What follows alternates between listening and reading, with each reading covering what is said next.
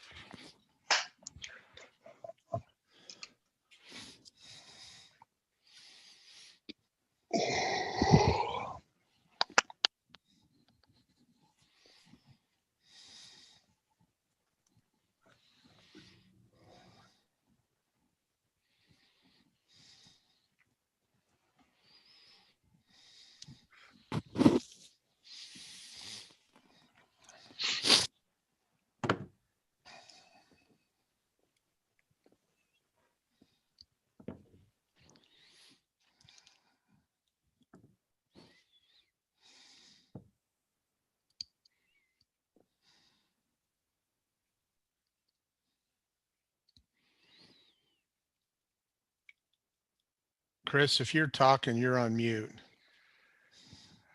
That is an awesome way to start off the night. All right, you can hear me now, right? Yep, we can. Okay, good. Okay, well, welcome everybody to City Council meeting.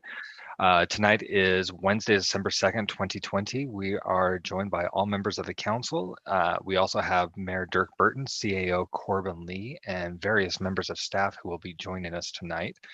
Before we dive into the festivities, I do need to read our notice of declaration about our determination regarding virtual meetings.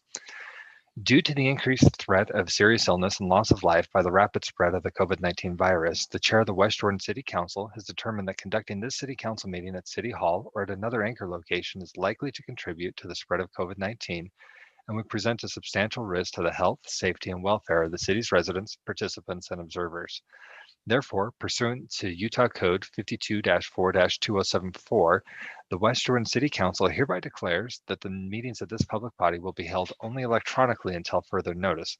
This determination will expire in 30 days from the date the chair of the West Jordan City Council signs the written determination, and that happened on November 12th. So, with that, first item this evening is going to be, we're going to start with our work session items, and we're going to begin with Brian Clegg talking through the process for memorial benches and some observations about Chapter 15 of our city code regarding memorials, monuments, and naming of public spaces and facilities. Brian, you want to take us through this? Sure. Thanks, Council Chair. Thanks, Council. We'll start. There's some slides to follow. We had a private donation, as you guys know, that came forward wanting to purchase the remaining 9 benches at the Veterans Memorial Park.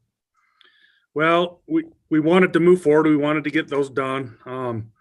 But in doing that and going through the code and following the steps in the code, we found it to be really clunky and a long process. There's 16 steps in this process to accept a donor bench or to have a bench donated and someone's name put on the bench.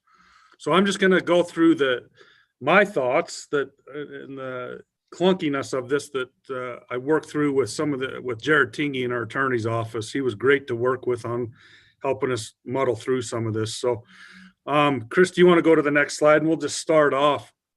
I've just highlighted the different issues that I think can be streamlined a little bit more. So to begin with, there has to be a high level of community support for the proposal. We have to draft a proposal, which you guys will have in your packets for tonight's public hearing. So you draft the proposal, but first of all, you have to have a high level of community support. It doesn't really say what high level community support is. Is it one person coming and disagreeing at a council meeting saying, no, we don't want this, and no, then we can't do it? Or is there, I think we need to set a level there. What dictates the level of community support? and what that level will be. On number 2, significant contribution. This one, again, what dictates a significant contribution to the West Jordan community? Do we define, I would like to have a definition of some direct people like firefighters, police, veterans. Just, it would make it a lot easier to go through this and know that you're on the right track. And, to me, a veteran has given significant contribution. Most of them deserve this honor to be recognized. So it took us a little time to figure all this out, and that's why I'm going through this. And we want to come back in the future with some proposed changes. And then number 3, name must reflect the character, landscape, natural amenity, flora or fauna or function. I really don't, I guess it just needs to match. I don't understand that. And Jared felt the same way. I guess it needs to match the venue where you're placing the benches. But I don't even know if we need that really in there, in my opinion. Let's go to B. With exceptions, I just got to read through this. Shall only be done post. So this is stating here that to be honored or to have a bench or a memorial, you have to be deceased. I think there's different. I think people that are still living, there's situations that they can be honored also. I think we need to put both situations in there, deceased or living. If this ever comes about again, in your council packet with the public hearing tonight, some of those benches, there are still people living that we're wanting to put their names and honor them on a bench from the private donation. That was another one. And then C, if they died more than 100 years ago, you don't have to contact the family, but if it's within the 100 years, you have to contact the family. But what if all the immediate family members have also passed? Would it go to the nearest living relative? You'd have to track that person down. Or if the trust is administering the estate, then the trustee should be contacted. It's just a lot of work on that end to put a bench or memorial in for someone. City council will not approve names that are complex and duly long. This one, I think, honestly, this just needs to be taken out. Brian, Councilmember Pack had a question or comment, or Okay. maybe a concern of some of the things you're bringing up. There's plenty of concerns here, that's for sure. No, I'm happy to wait until the end. Thank you, Chair. No, it's work session. Jump in. Oh, Yeah. okay. Thank you. Well, I didn't want to interrupt. I was going to wait. So thank you, Brian, for bringing You're this. fine. As I read through everything and as you're presenting it, I agree. Gosh, it seems an egregious process. And I want to understand that these protocols are in place for certain reasons. So I always try to look at things a devil's advocate point of view from the other side of the issue. I don't know if you remember about 10 years ago when a couple of my kids and I were trying to put together some benches at parks for Eagle Scout projects. And I remember talking to you and you helped me understand why it was such an egregious process, because it would need to be done correctly. We just can't do it, but then the city has to get involved, and now that's manpower. And if it's not done right, now it's an illegal issue. Could be liability. So I'm so grateful that this is happening, because I'm certainly a big advocate of honoring those who have served and allow us to do what we're doing here tonight. I remember talking to Jordan School District one time in their process of naming schools, and they were of the opinion, and maybe it's changed, or the person that I spoke with was the assistant superintendent, that it didn't want to be something like a case like it's the Anakin Skywalker High School and now it's got to be Darth Vader because he turned to the dark side. So I think that's part of the reason for posthumous. And I love the idea of honoring people. I wonder where you cut things off. It's kind of like an analogy might be inviting someone to your family wedding. Well, if I invite these people, then I need to invite these people, and then I need to. So I wonder how we. I agree if we can have a formal process in place that's not egregious, but so that in honoring some, others don't feel like they got glossed over. So that's all I was going to mention is maybe this code was taken from another city, but I agree. Let's make this more user friendly and commemorate our veterans in a wonderful manner. Thank you. And I agree too, David, but you have to know, even with Jordan School District, there were some sisters called the Bastion Sisters that were willing to finally sell a piece of property. And you now have, they are still, well, they were living at the time the school name was chosen, and you now have Bastion Elementary. So even they can see wisdom in not always having that. So I think guidelines are good, but sometimes we get too much detail and it kind of ties our hands and it becomes problematic then. Yeah.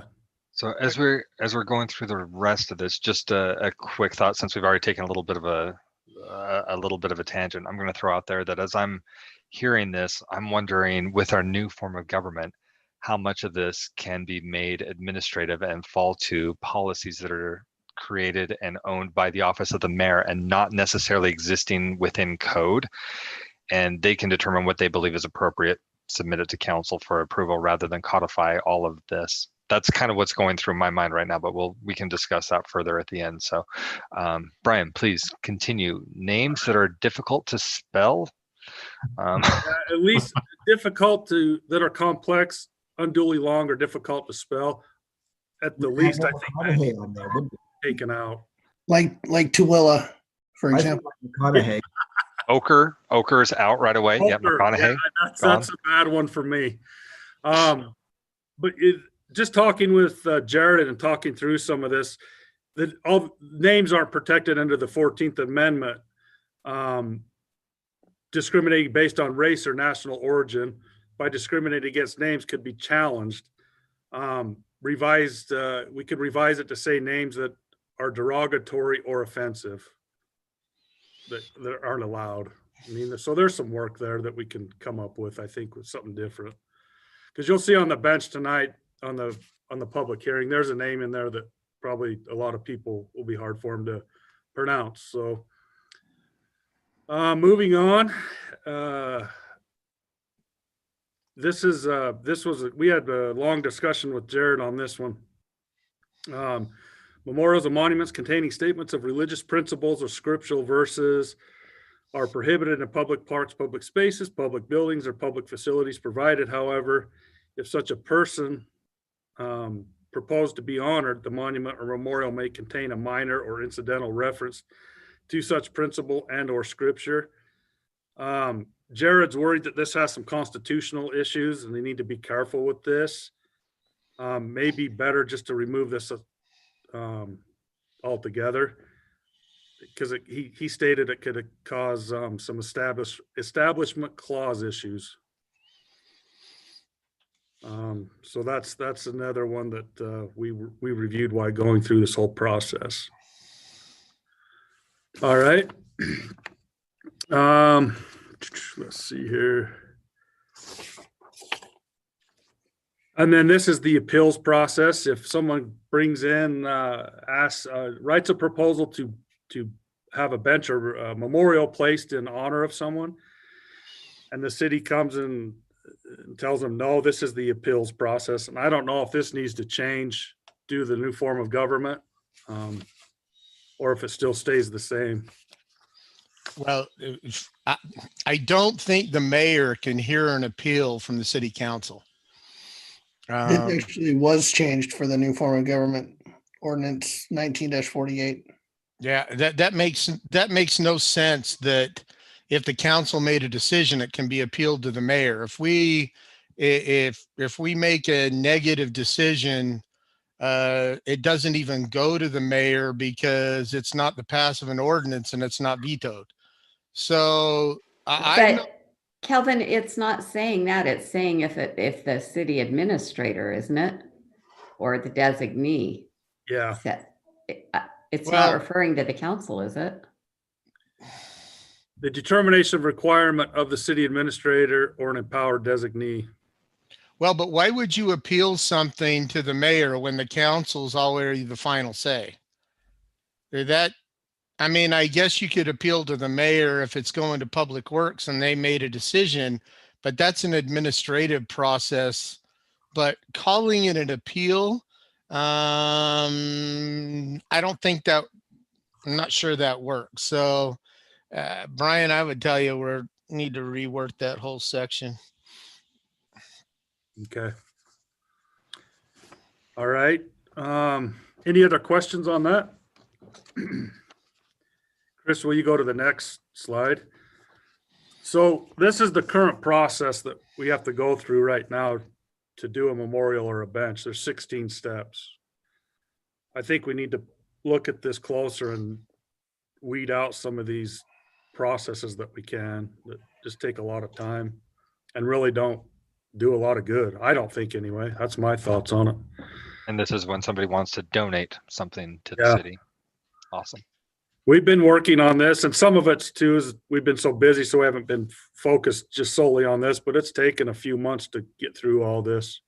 When we initially met with Corbin to get the approval on moving forward on this, it was back in, I think, July. But then things have changed around here where we haven't been able to focus solely on this, but it's a long process. Brian, can I ask a question? Sure.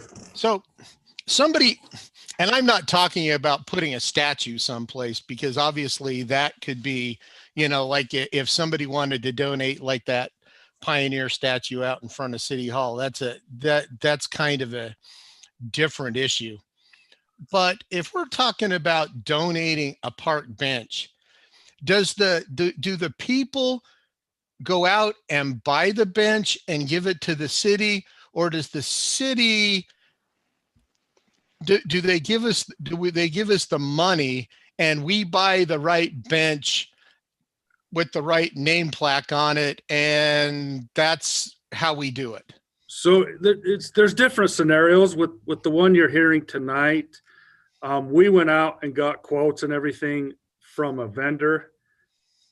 We'll probably have the donor buy directly from that vendor, but then we have to buy the replacement benches too, that we're replacing the current benches there too. It varies, council member, from issue to issue. I've had Boy Scouts raise money to buy benches, but we have a standard. So we try to match the style of bench to keep it on standard.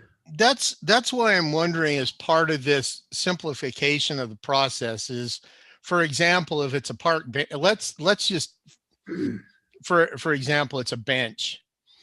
If somebody wants to have a bench in honor of somebody with their name on it, it almost seems easier that the process would be come in, fill out a simple application on why the person should have a bench, whether that's, if they're a veteran, it's their name and that they were a resident of West Jordan, and give us a DD 214 that shows that they were honorably served.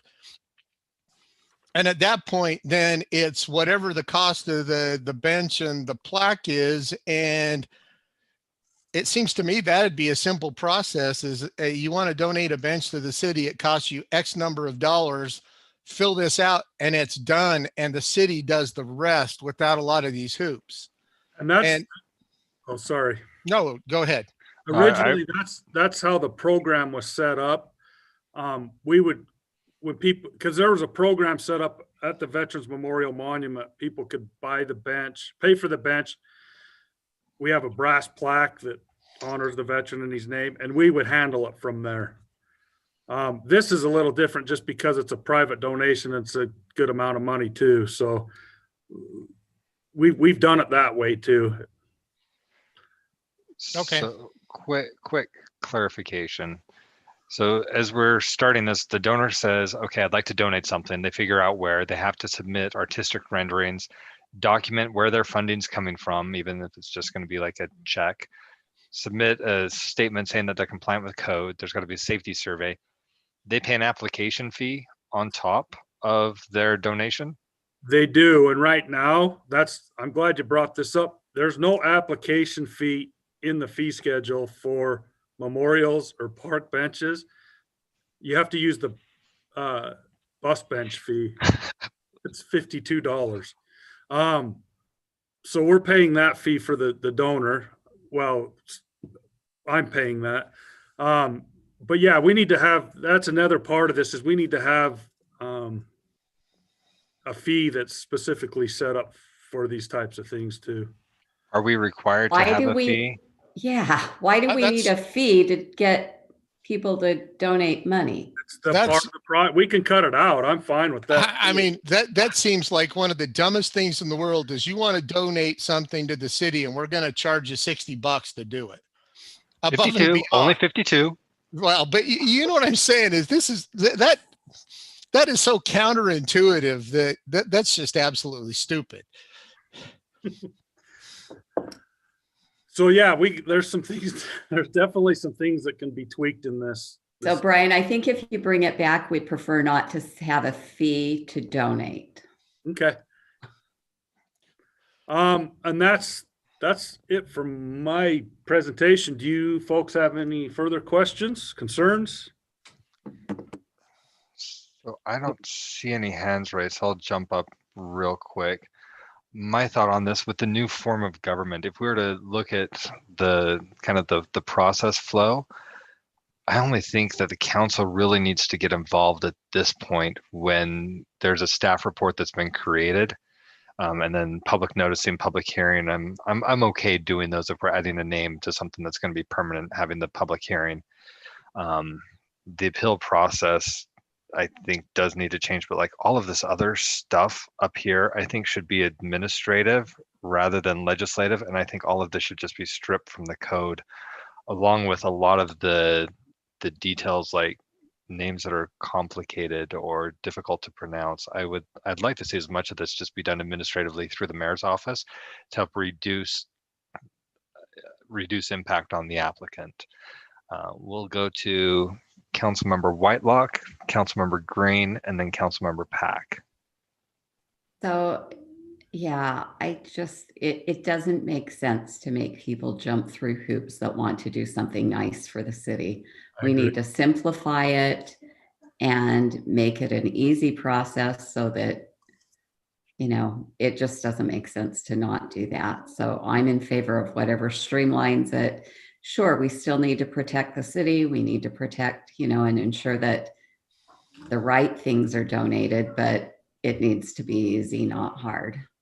And by the way, Mr. Qualey from the city attorney's office is on the call as well, and I've opened it up. So if there's any questions for him, feel free to throw those his way. And David, if there's anything you need from us, any specifics as we're throwing out ideas on what we'd like to see modified, feel free to ask for that clarification. Well, thank you, Chair.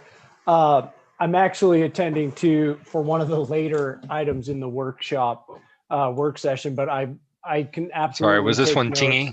This is a Jared Tingy one, but I'm absolutely willing to help and pass notes along to Jared. He should be back next week, but he's had a little bit of time off. You're the First Amendment guru, so yeah, you have to keep us out of trouble with the names that can't be pronounced right. Never mind. Because that's a content-based restriction. Never mind. I'm not going. Well, Councilmember Pack or Councilmember Green, you were up next, so keep on going. Chris, Chair McConaughey, I think I agree with you that most of this stuff ought to be on the administration to set up.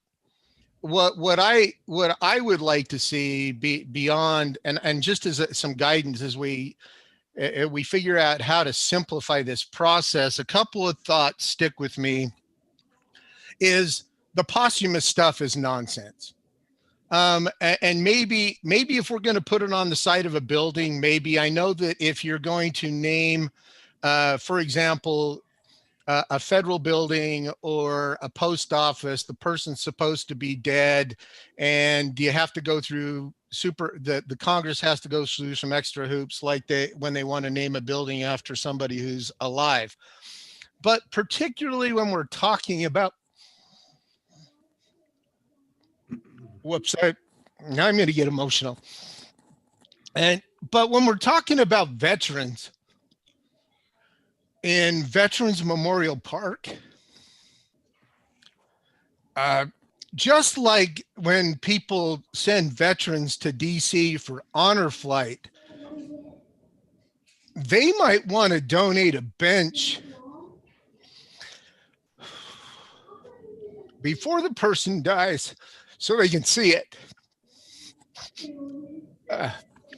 So, sorry, veterans are close to me. So, you know, I had a dear friend who was a World War II vet, dad that was a Korean War era vet. Obviously, I spent almost 40 years, my son. So I'm just thinking that the posthumous stuff is utter nonsense. So whether we make this administrative or whether we make this an ordinance, I just want to make sure that, and the whole nonsense about, I'm going to say this, about commemorating a person or a group who made a significant contribution. You know what? It's significant contribution. You know, if we can commemorate persons or groups who were veterans or, you know, community volunteers, we can make a better list than just have significant contribution to West Jordan. So, but I'm tending to agree with you. Let's simplify this, that the administration should have, I mean, we can probably put some basic guidance in the process of what we'd like to see, but the process should be up to the administration, and then it comes to us for, because normally, I mean, just like Congress or anything else, you name a building, it's normally in a public law. It needs to be in a resolution or an ordinance. I don't know which one's better, but it needs to be there for that particular stuff. But until it gets to us, I'm not sure that I care. And I really do think that as I talked with Brian earlier, I think on most of these, unless somebody's just going to come in and say, "Hey, look, I want to put a statue in front of City Hall or something," if it's going to be if it's going to be a bench, or if it's going to be on, and I'm thinking in the future, it's going to be seating in the art center, those kind of things. Just donate the money. We pay for the plaque. We put it on the chair. Donate the money. We buy the bench because we've established some sort of good contract, and we get these people the right price, and we buy the same thing so it's consistent with the right stuff on it. That I think a lot of these can be done very simply by just saying, you want to donate a park bench, here's the paperwork you fill out, here's the check that you write out, puts a park bench there for the person, and away we go. If it's going to be a bigger purchase, because we're going to by the way, I'm going to tell you, I think it's absolutely stupid that the city council has to approve the naming of the planting of a tree. That's got to be the dumbest thing I've ever heard in my life, is that we have trees. Somebody wants to plant a memorial tree in a park, and we're worried about the city council approving that. That to me is nonsense. So I think, you know, somebody wants to put a tree. My personal opinion is if somebody wants to plant a tree, and as long as it's just a name of an individual in memory, you know, in loving memory of so-and-so, and they pay for the tree, let's make that simple, you know, and because we really want to turn down somebody planting trees in West Jordan City. I mean, that's the same thing as what Councilmember Whitelock's talking about. It's stupid that we're turning down money. Well, it's stupid that we turn down a tree. And, you know, they can come into the city and say, hey, you know what? I want a tree planted in my relative's name. We have, it can be a pine tree, it can be an oak, whatever. We plant 3 or 4 trees, charge them the cost of the tree and a plaque, and we plant the tree and put the plaque on it, and away we go. So I'm thinking some of this stuff should be simple, and the council should not be involved in establishing the naming of a tree. If we're going to name the buildings, we're going to park benches. Okay. Cause I think that in part of that, also recognizing the individual. When we pass the resolution that allows the park bench in memory of so-and-so or the building, that resolution recognizes that contribution to the city. And so I want that in resolution, but the naming of a tree, I don't care. So those are my thoughts. Councilmember Pack, what are your thoughts? Well, thank you, Chair. Most of it's been said. I don't want to drone on.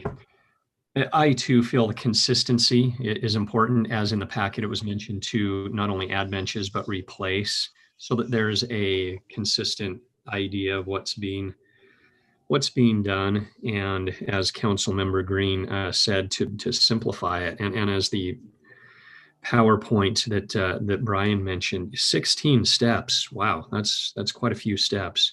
And we could delegate, have staff autonomously be able to work on planting a tree. I agreed, it doesn't necessarily need to take council time.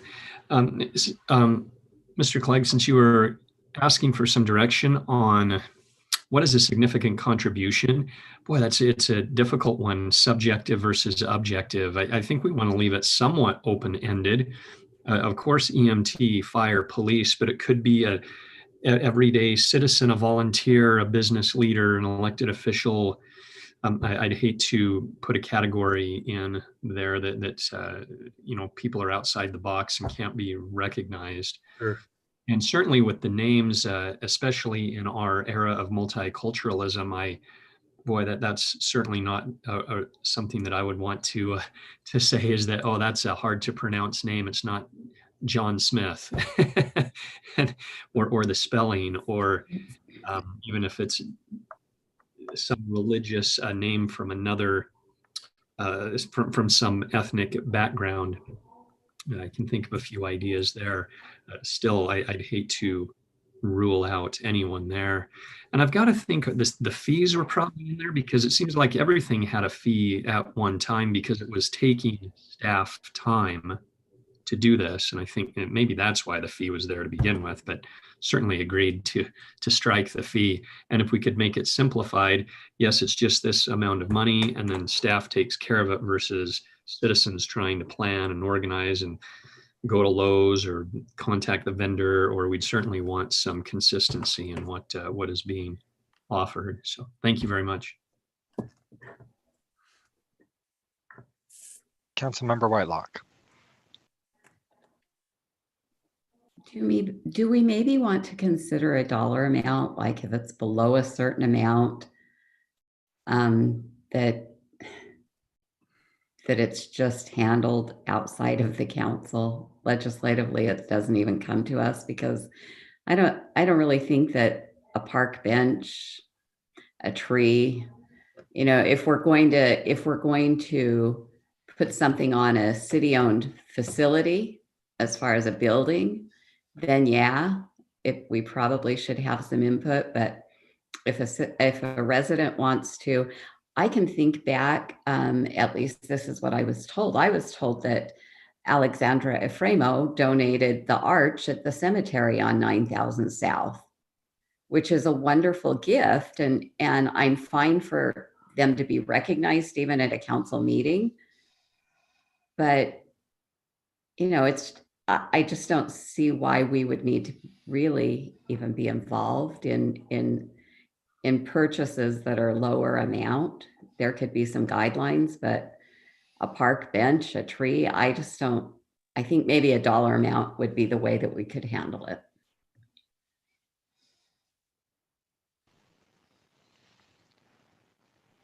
There's another hand that had popped up there for a second and then disappeared. There you go, Councilmember Green. It was, whoops, it was my hand. Councilmember Whitelock, I agree with you, especially with the trees. And I'm trying to think, maybe even park benches to honor veterans and those kind of things with the name, as long as the application criteria is good. That may be a way. I know that there's a thought that, that allows the council to recognize the individual, but maybe it doesn't need to be a public hearing and a resolution. Maybe it's just something reported back to the council, as that at some point in time, if a bench was donated, that we make it public in this meeting. So that may not be a bad idea, is that, if we're going to name a building, we're going to name a park, something like that, that it needs to be a resolution. But maybe if it's and I don't want to use the term run of the mill recognition, because no recognition is run of the mill. But if it's a bench or a tree, parking stall, I don't know, whatever we want to have. I think that you're right. I think that maybe those don't need the council. They don't need the council approval, but that somehow the council still does the recognition that that was done. So, I don't know, but anyway, that's just a thought. So for Mr. Wall, our city attorney, it does not sound like there is any support from the council to maintain the status quo. And thank you, David, for letting me throw you on the spot earlier. But Rob, I guess also to David, is there anything you need from us as you work with Brian? Is that sufficient insight as to the perception of the council as we move forward? I think generally, yes. I think there's still, I'm not sure when Brian meets with Jared again to decide what items you do want to come to you and which you don't. It doesn't sound to me like there's clarity yet on the part of the council. So that may be something that needs further discussion when we bring a draft ordinance back. I think you're on the right track. I've seen ordinances delegate a lot of authority to mayors. Other ordinances delegate very little. One thing to keep in mind is that this ordinance was written when the chief executive was not elected. And I obviously was not here when this was written, but I suspect that a lot of the thinking in this ordinance was that the council wanted those who are elected by the people to have a lot of decision-making in this, as opposed to a non-elected official. Not defending the ordinance one way or the other, but that is a difference now with this new form of government. The other thing that I'd suggest you maybe give a little more thought to, and you don't need to do it tonight, and maybe just pass it along to Jared or Brian after you have some more thoughts. And that is, think about to what extent you want the mayor to have the decision-making authority in this context. Cities have an opportunity to speak. There is a lot of protection that you have under the First Amendment to what you're going to represent as the city's position. And a lot of many donations inherently have messages. Many don't, and you can delegate that decision making to the mayor, or you can decide that in certain situations, whether it's, as some of you pointed out, maybe it's the item that's being donated, maybe it's the location where it's going to be placed. Perhaps there is a religious message that's intertwined historically and would be defensible under the First Amendment. The question is, do you want to make that decision, or do you want the mayor making that decision? So those are some things to think about. But I think generally, and Brian, you chime in if you feel differently. I think you've given a fair amount of direction to where Brian and Jared will be able to come back at least with a fairly meaty first draft for you to look at it, and it may require another discussion. But I think you've put a number of issues on the table that I think we can take a stab at. And I don't know that we need like a formal first draft of a revised ordinance, but maybe another work session where you come back and say, okay, well, these are the principles that we're looking for before you go and draft it, so we don't spend a lot of time kind of rewriting, coming back. So, okay, well, as far as who gets to do what, we'll let the mayor's office do trees, and maybe we want to start naming parking stalls. We'll let them do that. Benches are question mark, buildings definitely council. Yeah. But maybe a conversation to kind of flesh the rest of those out. I think that's a great approach. Come back to you with a list of here's proposals, and then maybe a list of further questions that we'd like to have answered. Councilmember Green.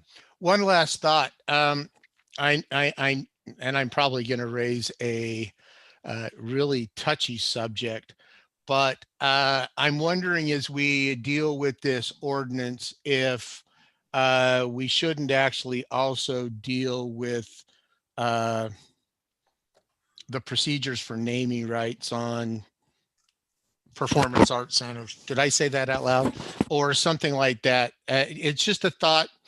I don't know how far you want to go down that road, but it is a thought about, that kind of thing. Probably only one in the works right now, but it probably not a bad idea to be proactive, and maybe it's just something you can look at. Arrange for donation naming rights within the same. Yeah. All right. Anything else from the council on this one? Brian, anything else from you? Good. I think I've got some good direction to start working with Jared to get Awesome. something back with you guys. Thank you for bringing this up and bringing it to us. It's obviously some of this is rather archaic and has been there for a while, so we're glad to be getting some light on this and cleaning it up. Thanks, Brian. Hey, thank you. Next up, ranked choice voting. Mr. Anderson, we had this conversation a couple of years ago, started down the road, and then things weren't quite ready, so we held off on it, but now seems like a good time to have this conversation again. So Mr. Anderson, will you talk us through ranked choice voting? Yes, thank you, Council Chair and Council. If you remember, those of you who are on the council prior to 2020, the previous council had explored the opportunity of using ranked choice voting within the city of West Jordan. And what I've prepared this evening is a few slides that just talk about the city council's involvement with ranked choice voting. So originally it started with Utah legislature adopting House Bill 35 Substitute 4 to begin the pilot program. There are a few cities that took advantage of it in the 2019 election. The city council first heard a presentation by the ranked choice voting organization, Mr. Corey Holdaway, on October 10th, 2018.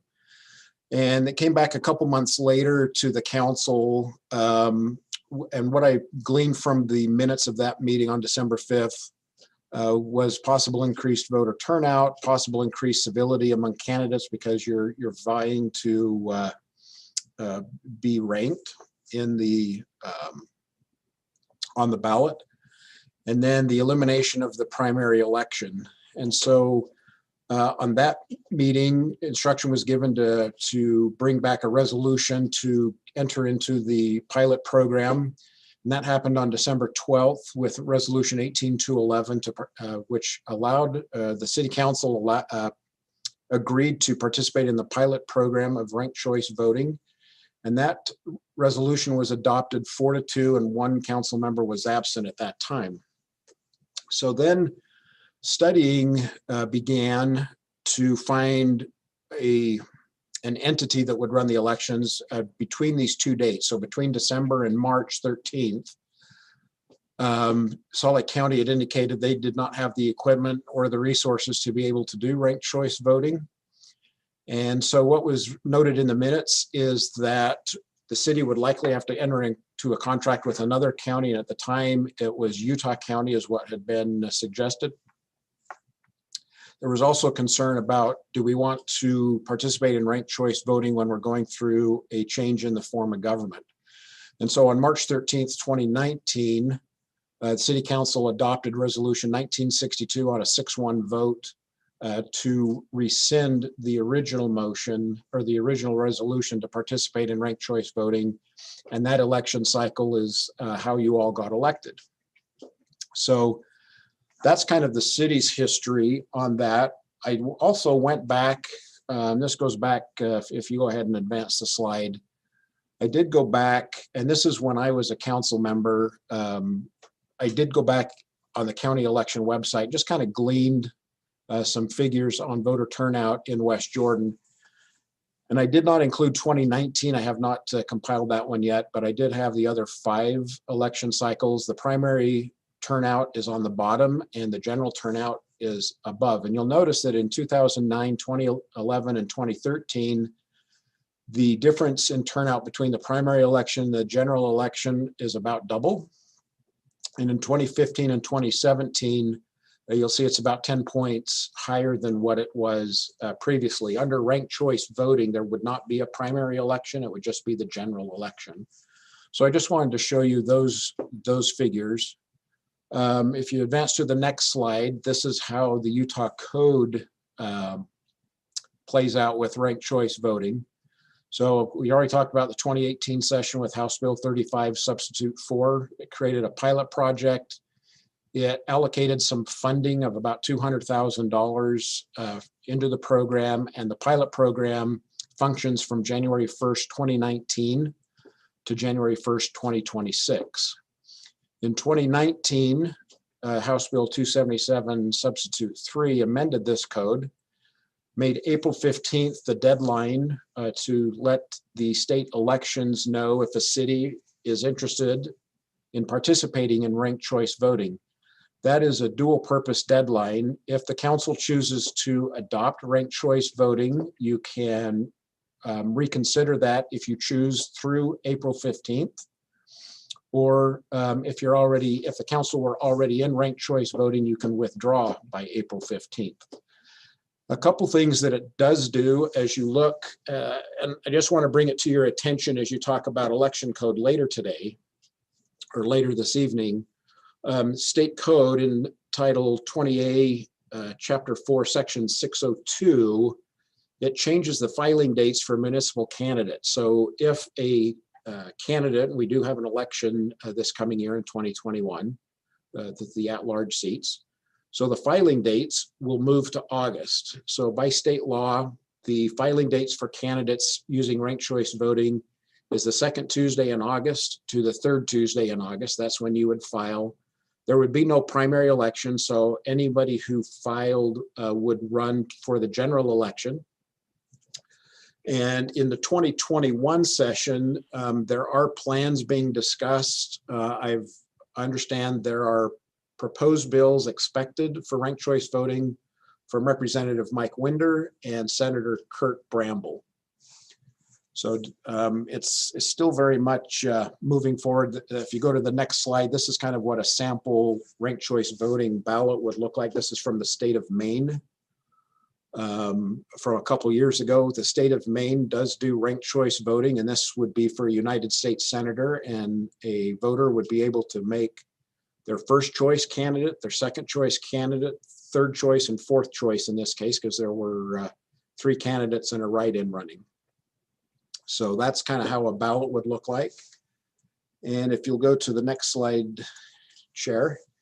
So the questions before the council is you do have until April 15th to decide. Obviously, I believe if you adopt now, it kind of puts some pressure on Salt Lake County elections as far as equipment and preparations. You can choose to think about this and adopt it later. It does move the candidate filing from June to August, and that may be a part of the discussion depending on what your feedback and direction is this evening. That may have an impact on your election discussion later tonight. It does eliminate the primary election.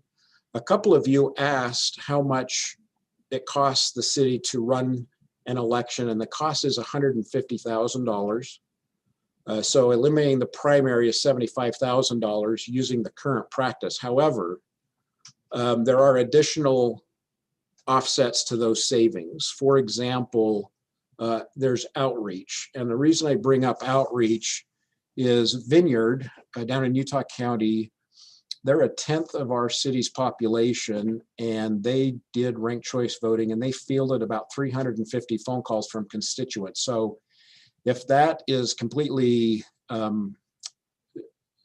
was going to say dynamic, but if you convert that to 10 times the population we have, that would be 3,500 phone calls that would be focused on, how does this work? Those type of things. The state does have, there's 2 cities that use a portion of the $20,000 or $200,000 allocated by the state for outreach. So that leaves $160,000 remaining. Those cities received $20,000 to help with outreach. In talking with Miss Barker from Community Engagement, the outreach cost for our city would probably be right around $26,000. I haven't got I don't know a price on 3,500 phone calls to answer during August through November to help folks understand ranked choice voting. That's something Vineyard had. The other thing we don't know is Salt Lake County just went through the process to get the equipment that can handle it. I do not know the price increase the county may charge because the ballots will be bigger because you have more space tied up for first, second, third, fourth.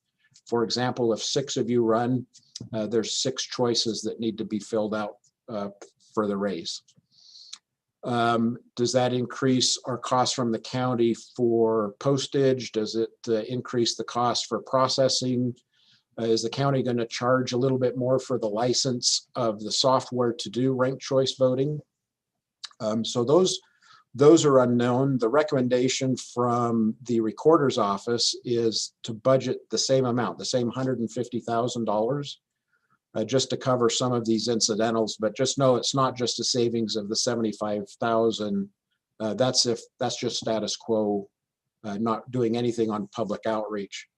When I did talk to the state elections office, they indicated that they have not set a cap of 20,000. 20,000 is what they did the previous year. They're waiting to see which cities are deciding to participate in ranked choice voting, and then they would allocate the $160,000 as best they can, kind of on a first come, first serve, but they're not going to distribute any of that until at least April 15th when they know what cities are in.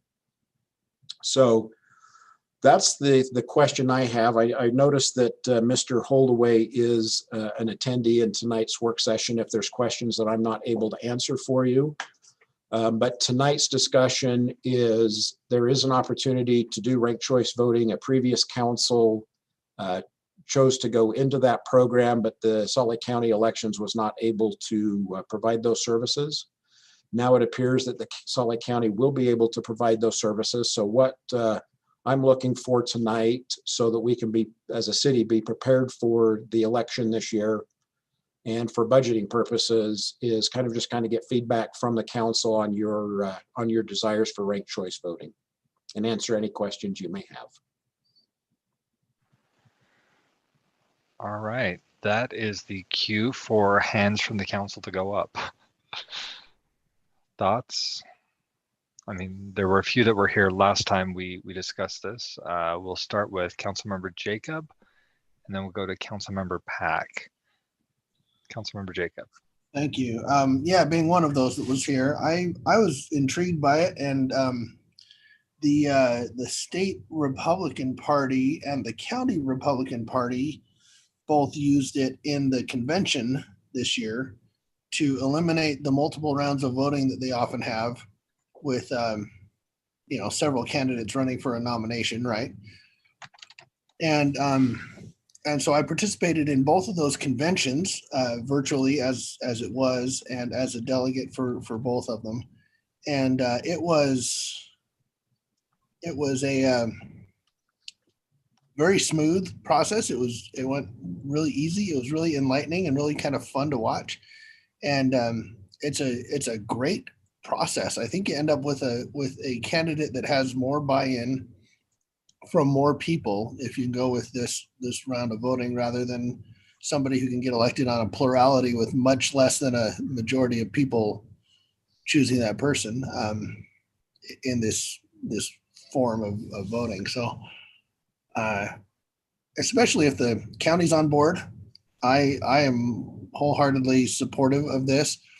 I believe, from what I understand, that Mike Winder's bill is going to be to have it apply to primaries, so that more, I guess you can whittle down primaries from a larger field to a more acceptable final two or final one or whatever it's going to be.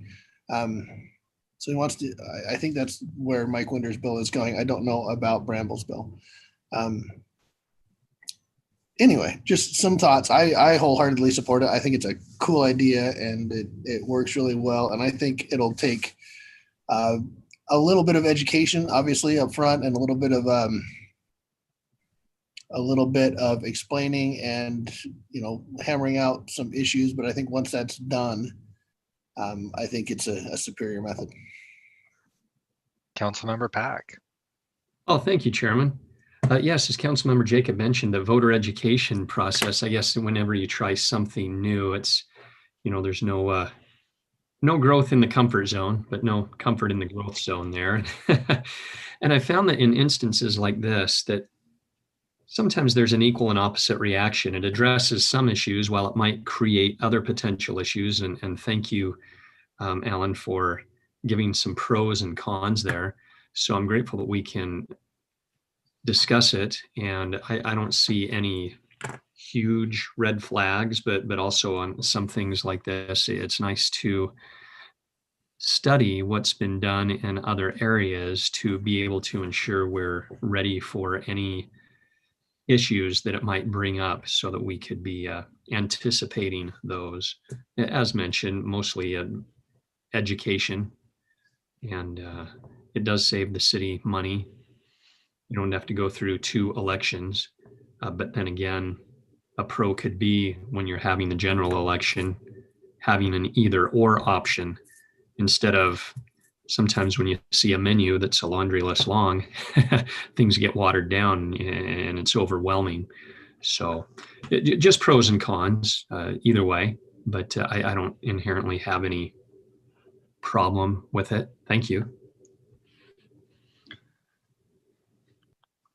I'm not seeing any other hands from the council up, so I'll chime in real quick. I had the opportunity for work to spend a fair amount of time in Australia, and I was down there as they had their elections, and it was ranked choice, and it was very, very interesting to see. I really liked how it worked. They spent a fair amount of time on outreach, and honestly, I don't think we'd be saving any money. Yeah, we're not paying for a primary, but I think we're going to find ourselves spending a fair amount with outreach, with education, especially if there's a modification to something that we've had like this for so long. I would not be opposed, though, to trying it. I think there's a lot of upside. I can, as Councilmember Pack suggested, see potential concern with providing a potentially significant laundry list. So I would wonder about doing something to say perhaps no more than 3 or 4 candidates on that ballot. And if there were more than 3 or 4 that would declare, then I would think it might be beneficial to have a primary to try and limit it, narrow the field a little bit. But I know that's stepping a little bit outside of our realm. That would be a concern that I'd like to see addressed, though. Councilmember Green, your hand was up. And your mute button is apparently active. Yes, I did put myself on mute so you couldn't hear the kids running up on the floor above me. I am intrigued by this. From a it's one of those things that, okay, how do you and as you look forward to elections, like next summer, we do have to select. There will be 3 council members up for a vote. There will be 3 council members elected, next November. So, ranked choice voting would seem to make it, maybe even make it simpler. There is going to be some outreach. It adds a whole new meaning to the Chicago adage, vote early, vote often. This is just one person. It may be, if there's 6 people running now, it's one person, 6 votes, just a matter of how you allocate them. So, it's an interesting concept to, I saw it from outside watching the Republican convention when I watched a little bit of it, a couple other things, and it did seem to make it fairly smooth. And so hopefully the county doesn't decide to gouge us, and that the costs are going to be reasonably the same. We know the ballot would be a little bit bigger. I can't imagine the postage being that much more. But it's one of those kind of things that, maybe it's worth a shot. It's at least look at a shot. It's worth the shot looking at and probably trying. And if the state's got some money to help us offset with the outreach, that might. And I know that we've always talked about this, but that'll be something that puts us out front.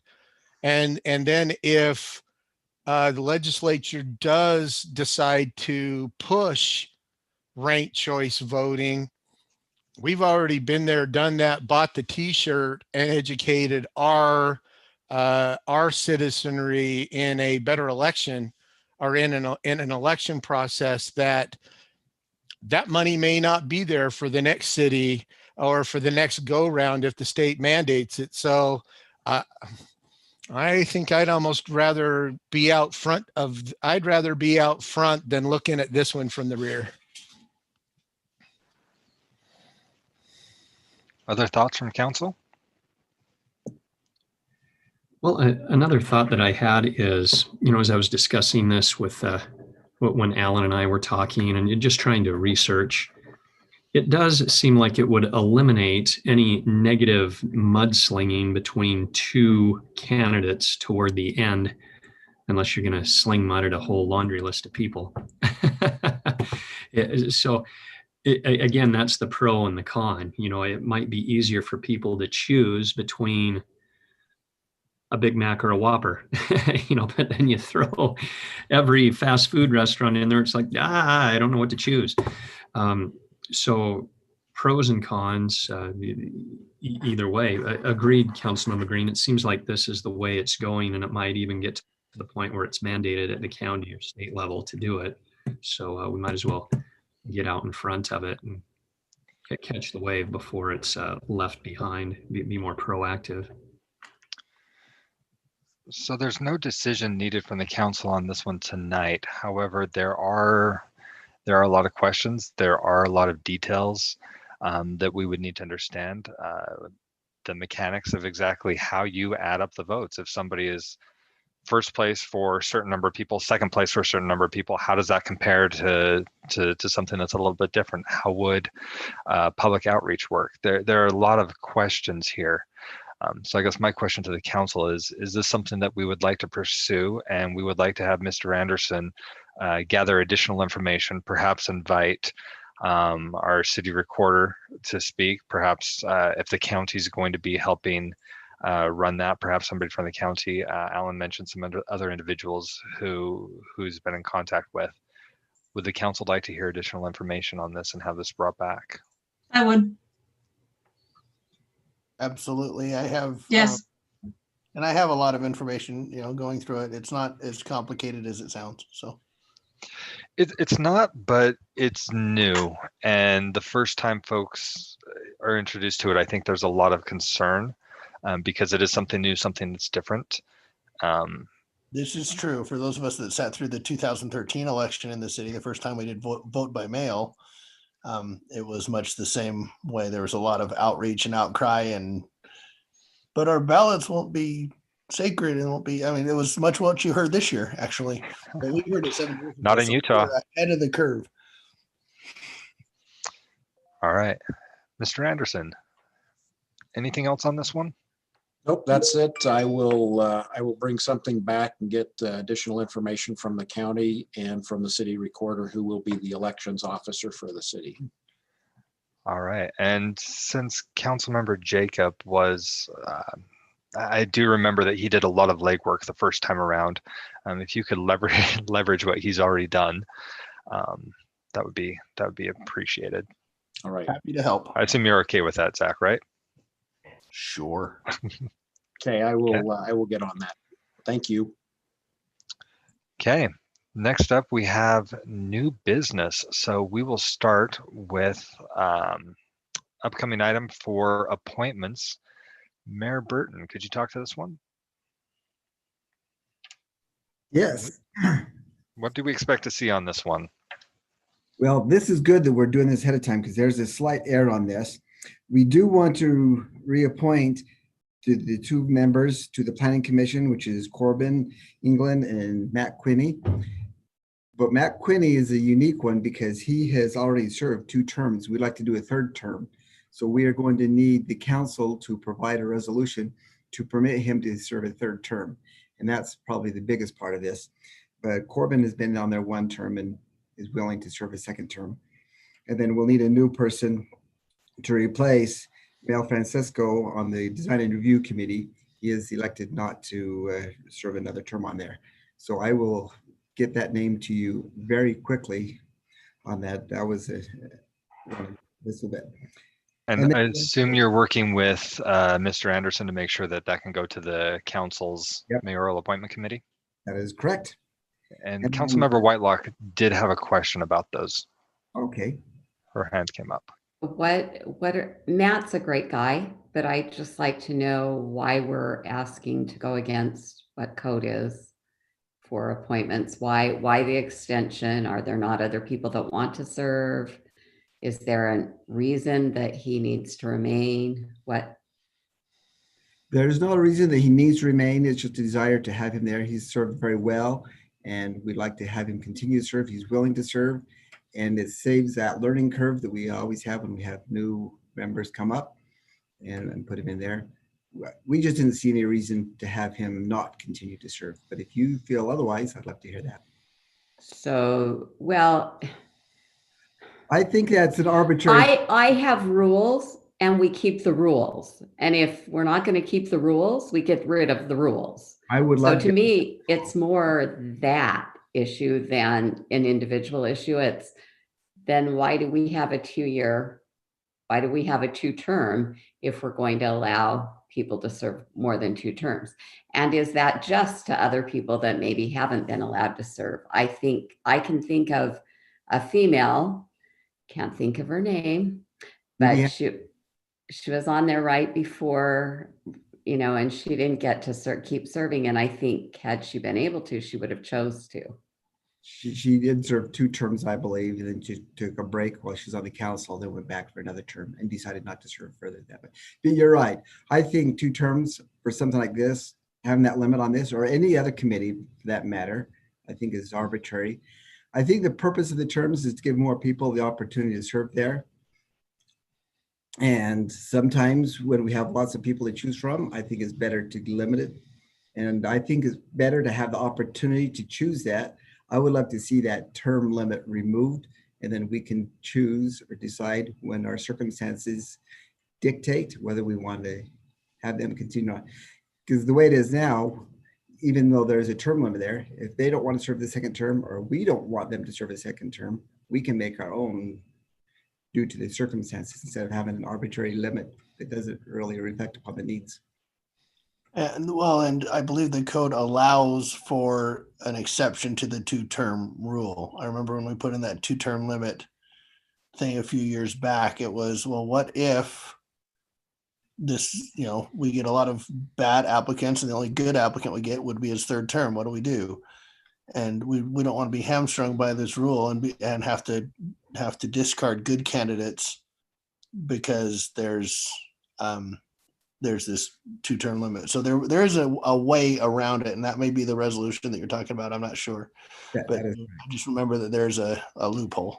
And that, Okay, sure, but have we had people apply? Have we even put it out there? we didn't, because I Okay. checked with them first to see if they'd be willing, because I was willing to keep them doing, because I've watched what they've done and I It's a wanted. mayoral appointment, so That's right. dirt gets So to- I think it needs to be changed if we're not going to follow it is all. And you're right. I agree. I would like to see it changed, but I'm just following through the process that's there right now. Thank you for that. Any other questions?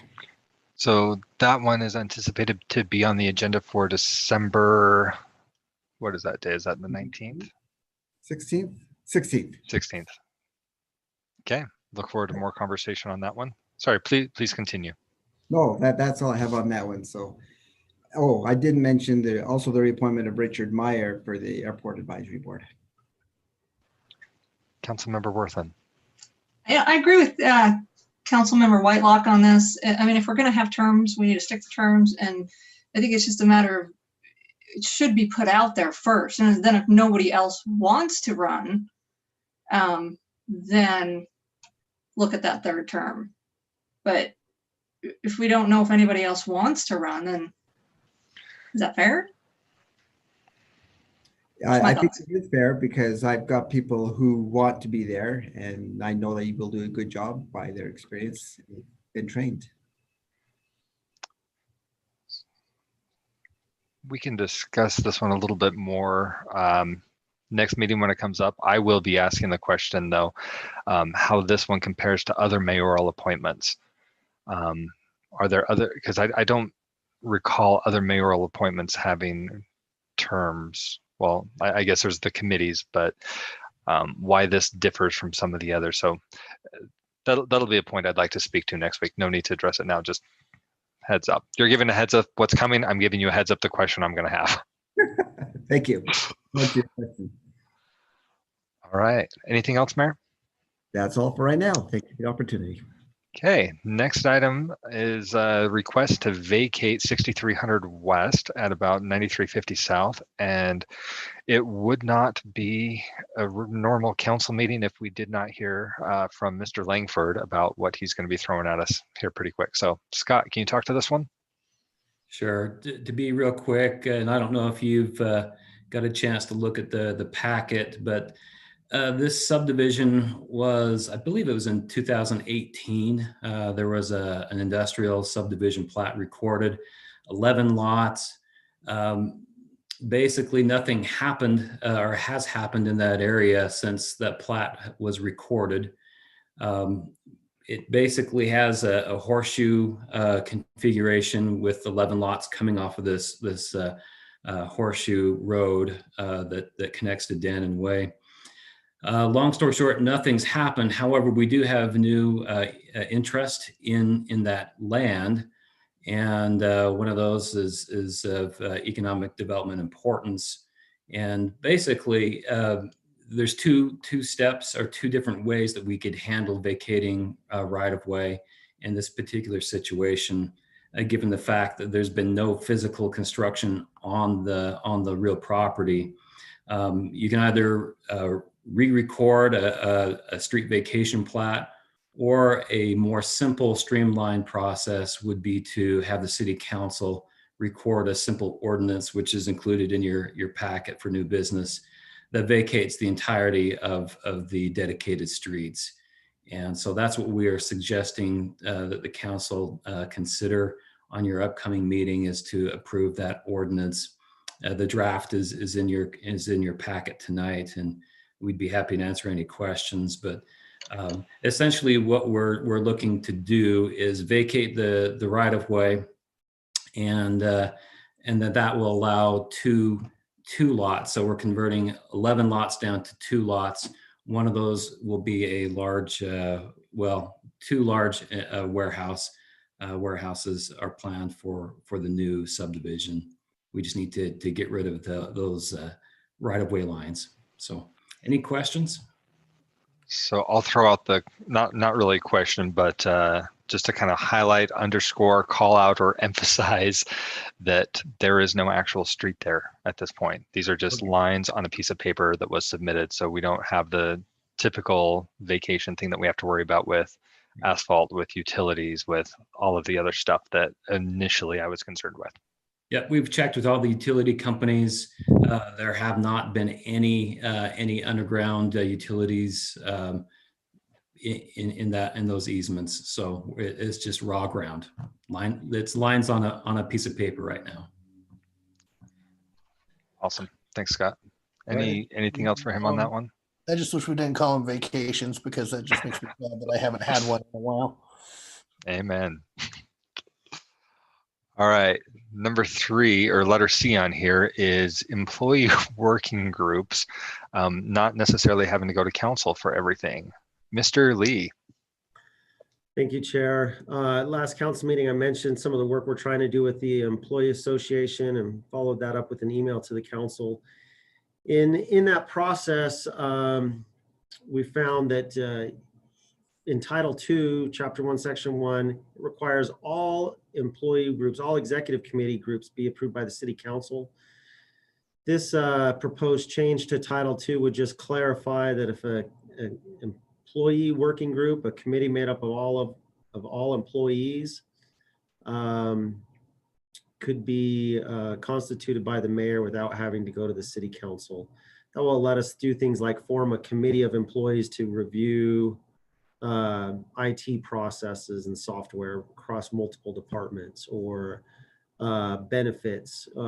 This employee association example, improve processes with purchasing, things that involve multiple departments, where we may want to form a multi-department committee.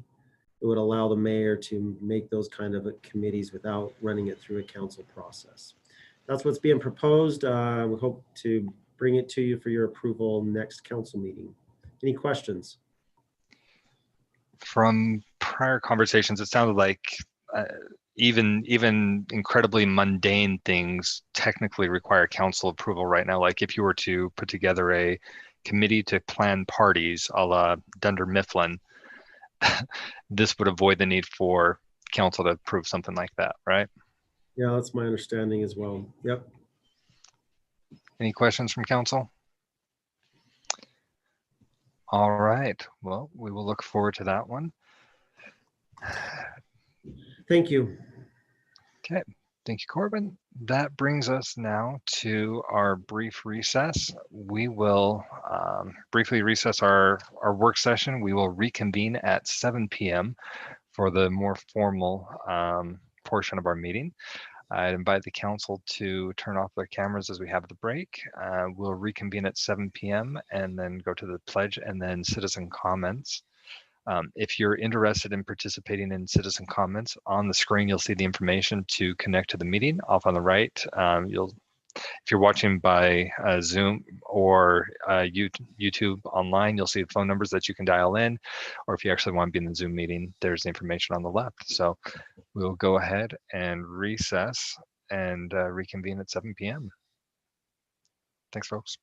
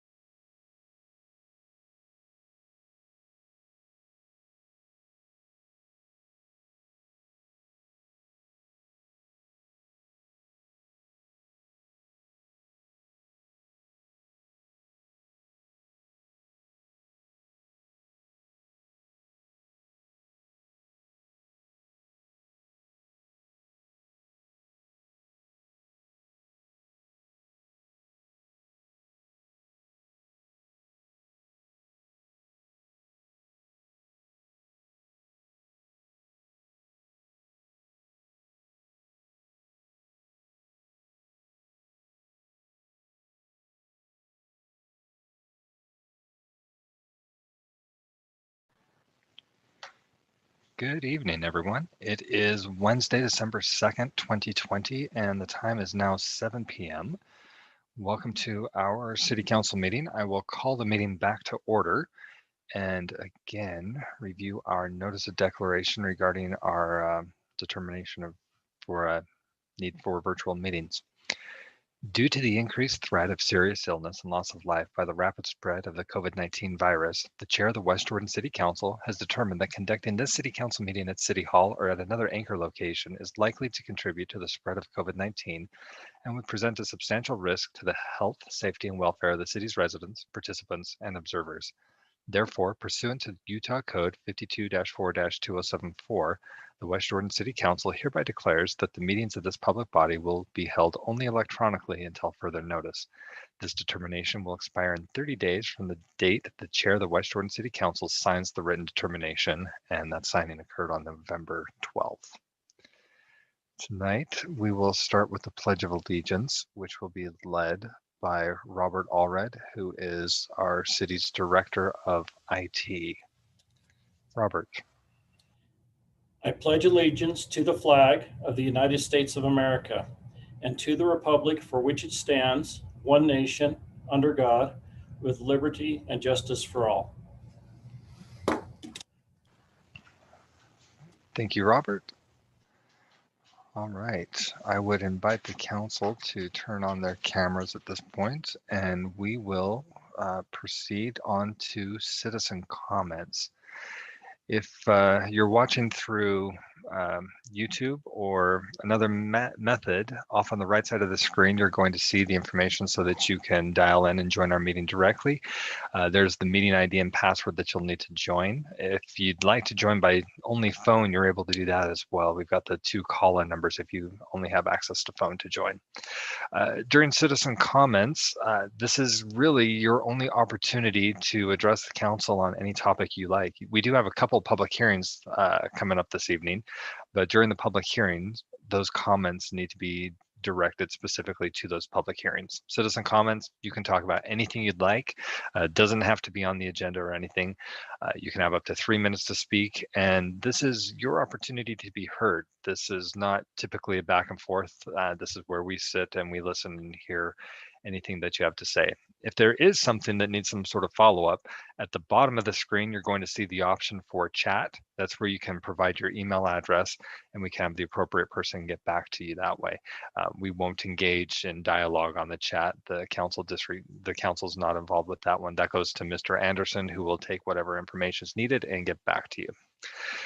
During the citizen comment, we do ask that you help maintain the decorum of the meeting. So please keep things appropriate. And we also ask that when you log into the meeting, you use your real name. Anonymous comments will not be accepted during the meeting. So for those of you who are already in the meeting now, at the bottom of the screen, as mentioned, you'll see the little icon to raise your hand. Please click on that if you would like to speak during citizen comments so that we know you'd like to speak.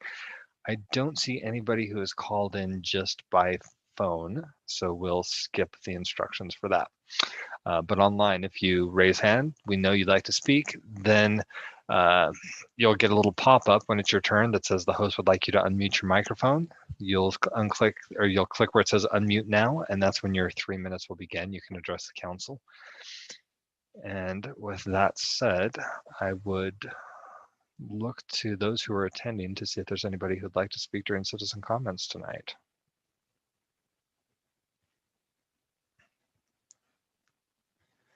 We recognize it does take a minute or two to dial in and get everything ready, which is why we have that splash screen up there in the short recess before the meeting, before the formal part of the meeting. But I think we have stalled a fair amount of time and I'm not seeing any hands raised. So we will close citizen comments and proceed to the next item on our meeting, which is reports to City Council. We'll start with the council office report. Mr. Anderson. Thank you, Council Chair and Council. And this evening, I actually have nothing to report. So thank you. Thank you, Mr. Anderson. We know it's been busy and there have been a number of emails that have been sent to the council with updates. So thank you for that. And we appreciate that. Council, are there any assignments or work that you've done in your capacity as a council member that needs to be reported back to the council? We'll start with Councilmember Worthen. So we do have a budget meeting tomorrow night at 6 p.m. Council, you should already have all your information on that. So I'm looking forward to seeing everybody there tomorrow night. And then also at Jordan School District, all schools in West Jordan are back in session except for Joel P. Jensen, which should be back on Monday. Or they were in session, they were just not in school physically. Now they'll be back in school physically. All right, thank you. Councilmember Jacob. Thank you. I just wanted to report that the Land Use Subcommittee continues to meet and review applications and provide feedback to developers. I don't have anything specific really that's really applicable right now, but that's still going on. I also attended the Joint Policy Advisory Committee meeting, well, some of it, because it was at the same time as our Land Use Subcommittee meeting this go around.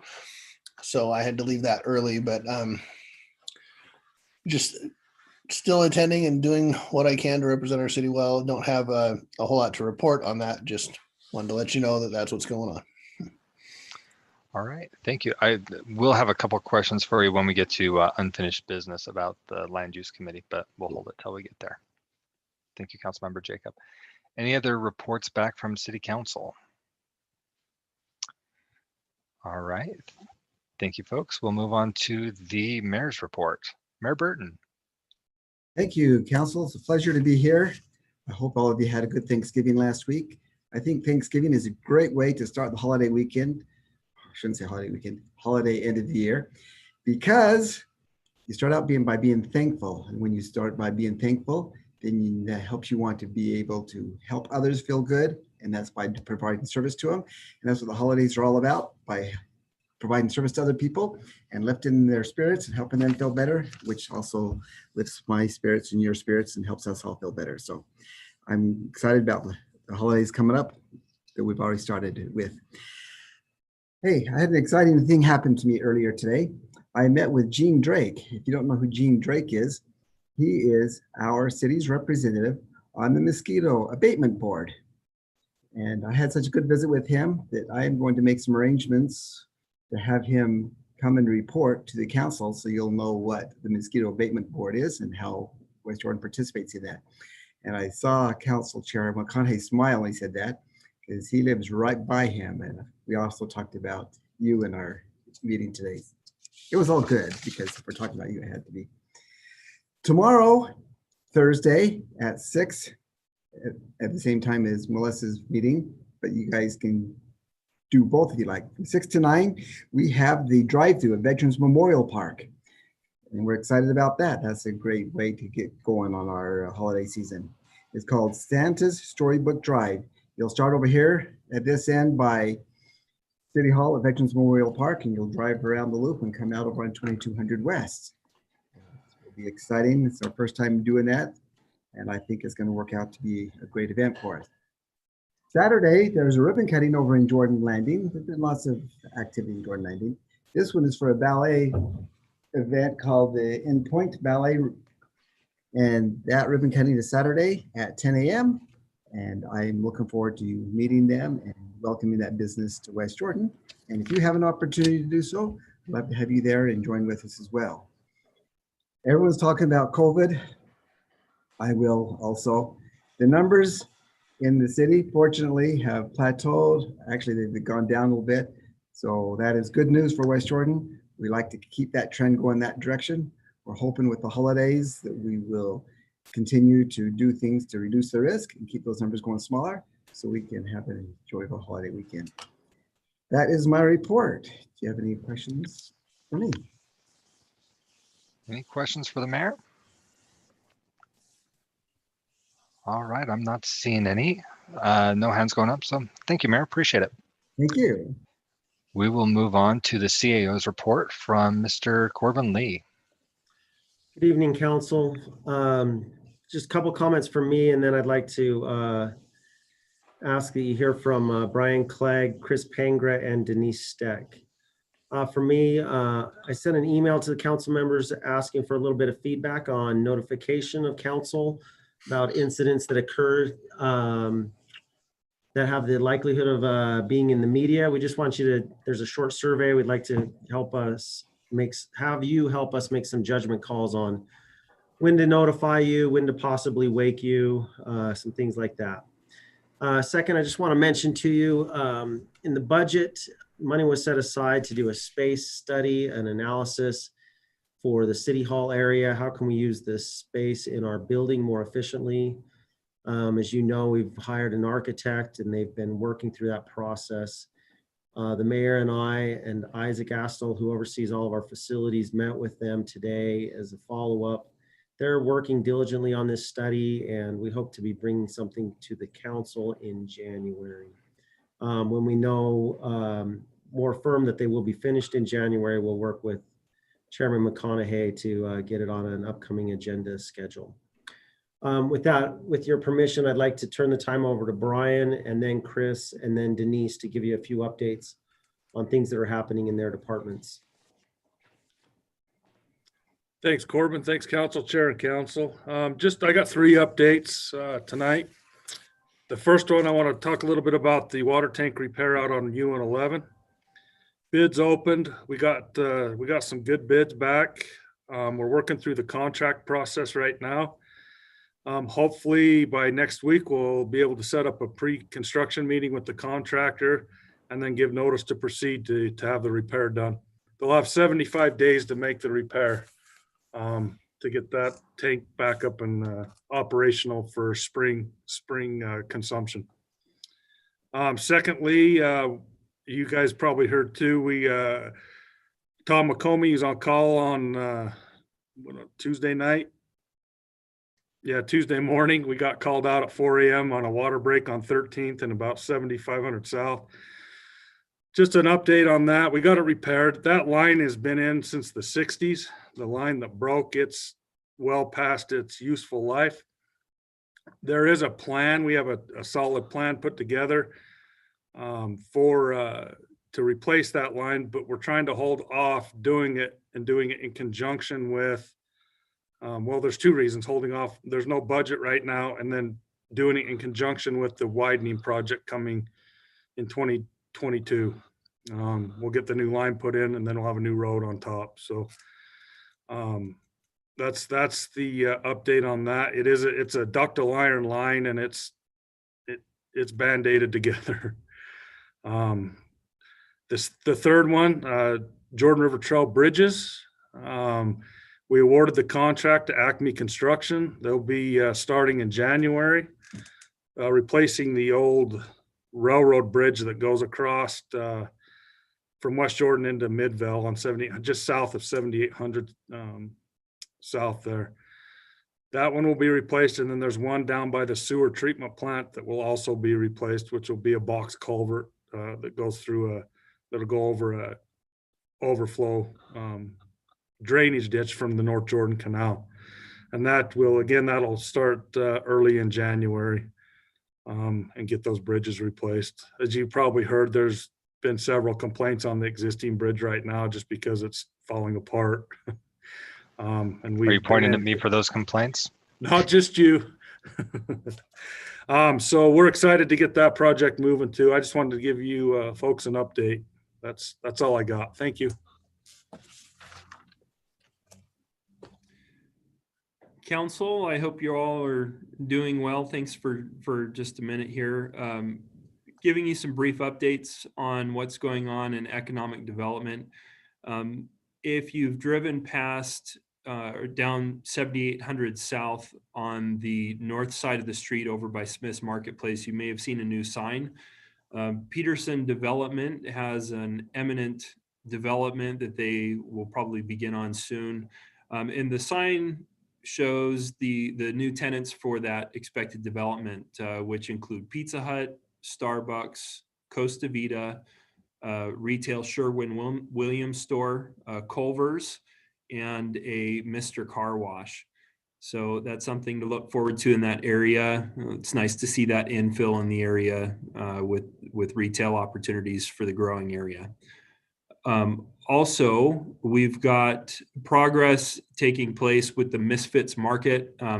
Earlier in work session, Scott discussed the easement or the vacation plat, and that is for Misfits Market. I don't recall if he stated that or not, but that project is moving forward.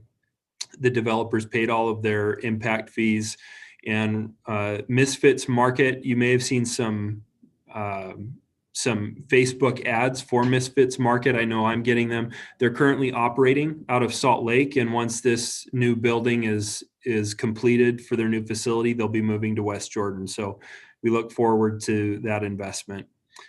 Something that I'm pretty excited about, hopefully you are as well, on the corner of 7800 South and 32nd West, you may notice that the Big O has gone vertical and have poured their, well, not poured, but put in their asphalt. So that is progressing nicely, looking very nice. You may have also noticed the demolition of the vacant building on the corner, which is the future home of a Maverick gas station. So we're very happy that the developer was able to take that down and remove that. We look forward to them building their new facility. And then also Holiday Oil on the adjacent corner is getting a facelift. So that area is shaping up very nicely, and looking forward to those improvements. Mr. Penger, we did have a quick question for you. Sure. Councilmember Whitelock. Oh, thank you. Chris, I was just asking where Misfits was going, but the mayor has answered that it's by Papapitas. So thank you. That's correct. We've also got a hand up from Councilmember Pack, so let's hit him as well before you continue too much. Sure. Councilmember Pack. Thank you very much. If you could please clarify, that seems like such a big area for a Maverick. What else is going in there, or is it just the Maverick? Just the Maverick for right now, but there's additional development opportunity in the area.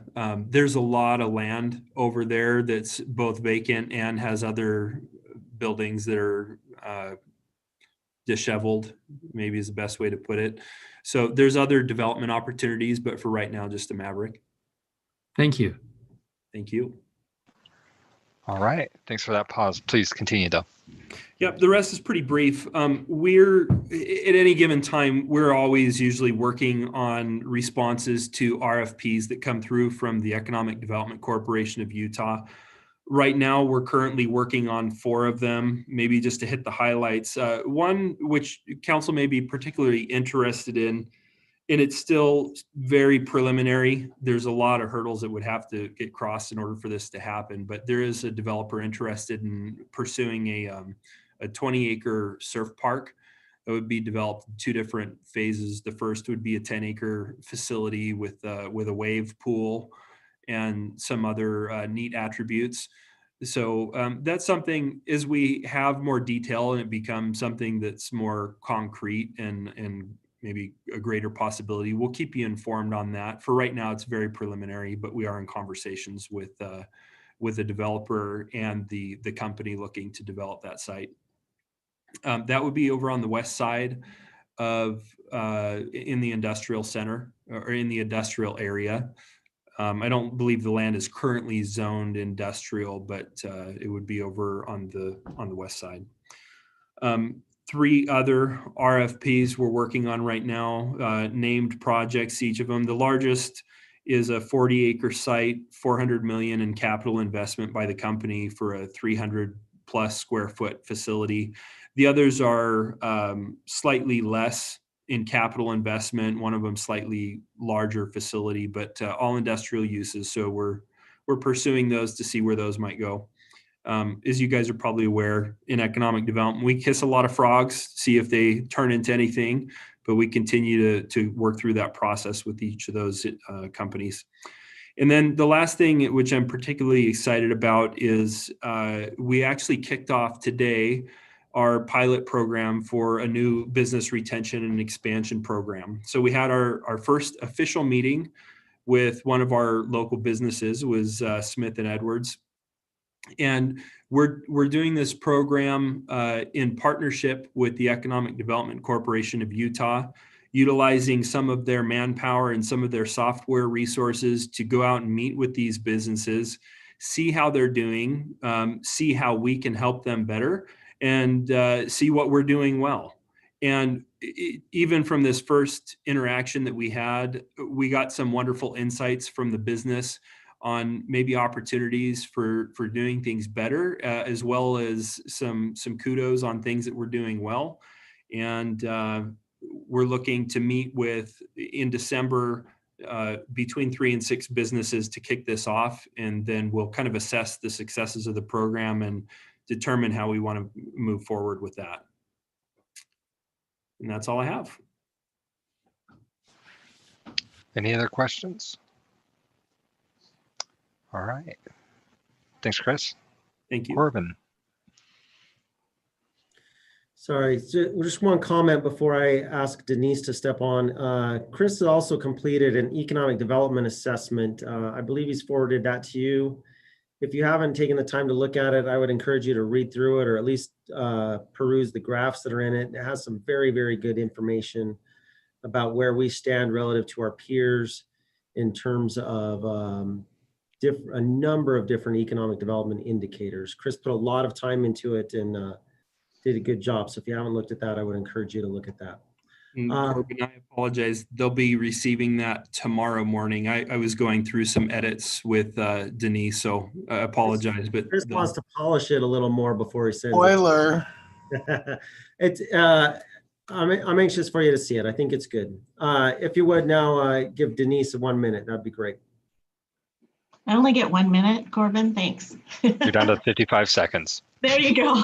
Just wasted. I just wanted to announce to the council that we are going to go live tomorrow with our new utility statements.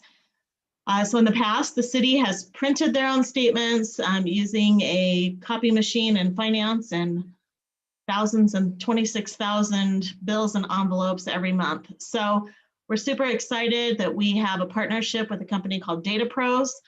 This will be cost savings to the utility funds, and then it will cost us less to print and mail through this mailing house. And we have redesigned the bills, and they look amazing compared to what they have looked. In addition, they actually add up so that you can see what your current charges are, especially when you're on equal pay. Our customers were struggling with that before, because it would show what their equal pay amount was, but it wouldn't show them what they actually used. So these bills provide a lot more information. They give them a year's worth of historical usage on charts. They're colorful, easy to read, and we're very excited to introduce them to you. I emailed you a copy of the bill so that you can see what it looks like in PDF form. It will be sharpened a little bit more. We requested those changes today. But they will be sharpened before they're printed and emailed out tomorrow. So your residents will be receiving those in the next couple of days. So you may get some comments, we hope.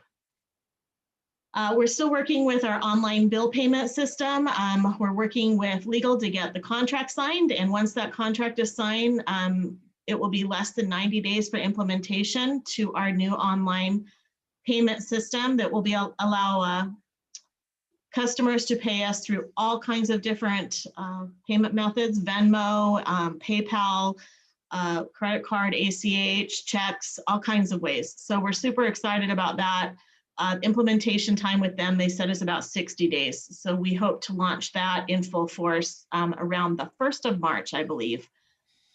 So that's an update on our utilities, and hopefully you like the new bills, because my staff is super excited about them and they are loving their jobs. Oh, there you go.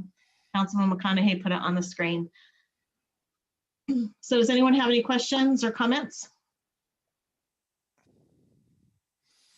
Looks way better. Councilmember Green. I do have, the most thing that I'm upset about is my water bill didn't go down with the new statements. But other than that, the one question I did have is on the rate right now, where we're charging, like on this bill, it's $2.25 for that gallon and $3.65. Do we really need to have all the zeros out there? I asked the same question. You know what? I can ask the programmer. That was when I was like, why does that zero look so big? I think there's a lot of cities that actually use all those zeros. But I will work on that. Thank you for that question. I mean, it's not a big deal, but it just, if we were charging mill levy where we have really weird mill levies, it would make sense. But on that one where we charge a dollar and cent per gallon or 1,000 gallon, it doesn't quite make sense. But perfect. Councilmember Whitelock. Thank you. And I was going to hold this till later, but I think now's fine. Denise, I've had a few contacts of people that are disgruntled against their water bill. And I was hoping that we would put something out as a city that would help people understand what was occurring before it occurred, but I don't think that really happened. And so now people are seeing water bills that are really high. I did call in to pay my bill and asked your employee just, what she's been hearing. And at that point, she said you'd had a few, but not too many. So I guess my questions are, A, what can we do to better explain the new water charges? And B, how many people are calling in? Are you getting a lot of calls or? The calls that we're getting are interesting because what happened is it was behavior with the weather more than it is the change in the water bill. So the majority of the calls that we have received are residents saying, hey, my bill is really high compared to what it was last time I got a bill, not last month, but last year at the same time.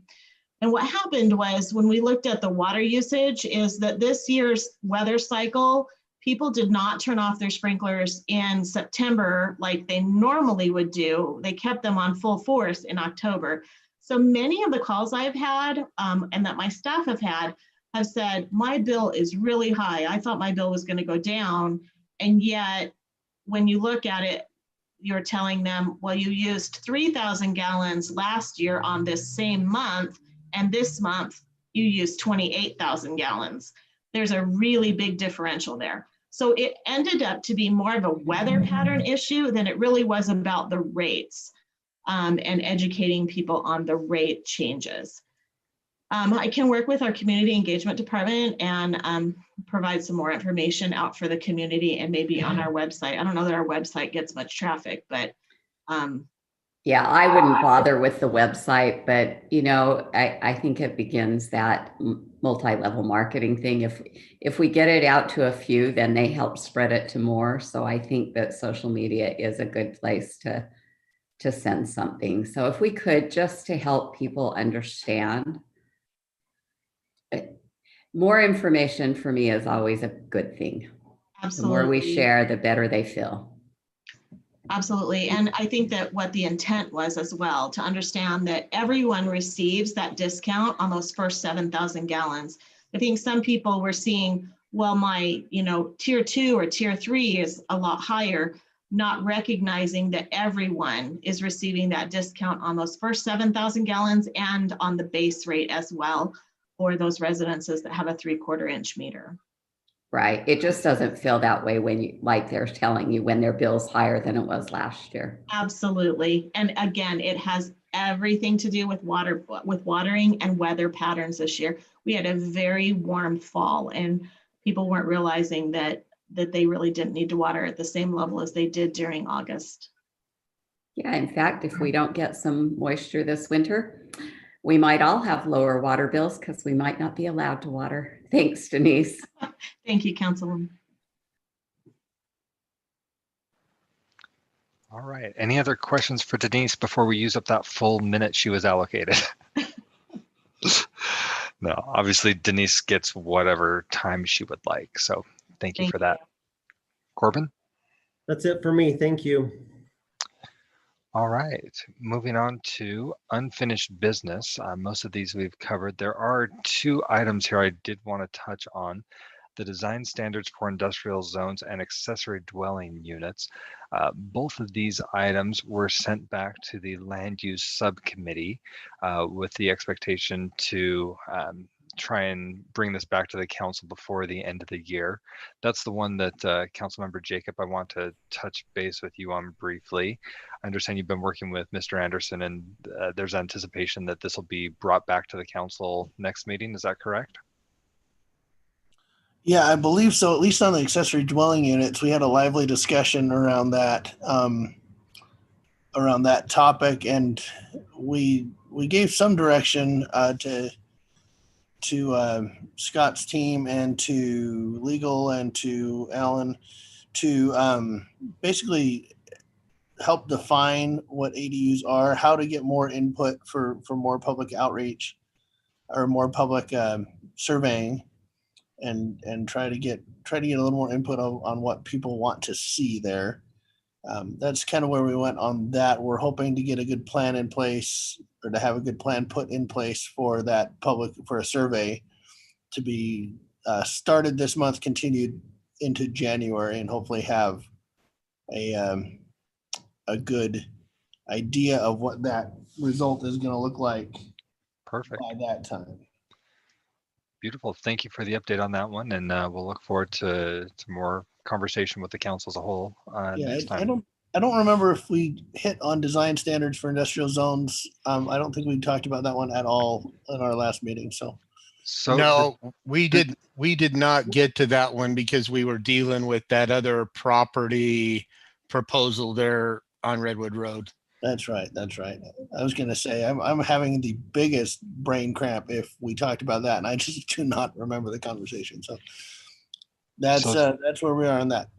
The motion that was made with the design standards for industrial zones included the date to bring this back within 60 days. But since there have been a number of other issues that the committee has been working with, does the council have any concern if we change this and add perhaps another 30 days to give it till the end of January? I'm not seeing anyone saying no, so we'll update the date on this to give a little additional time. If there is something that can be brought back next meeting, great. If not, we'll add those 30 days. I appreciate that. We have been meeting a lot as a subcommittee and had some good conversations. We will continue to do so, and we'll meet more often if we need to. I'm sure we can meet one day this month probably and get something back by the next meeting, but that's great. The purpose of the unfinished business portion of the meeting is just to make sure that nothing is slipping through the cracks and make sure that it's up here and clearly documented. So that's perfect. Thank you. All right. Next on our agenda are the consent items, and this is a first in my time on the council where we have none. So can I move to approve the consent calendar?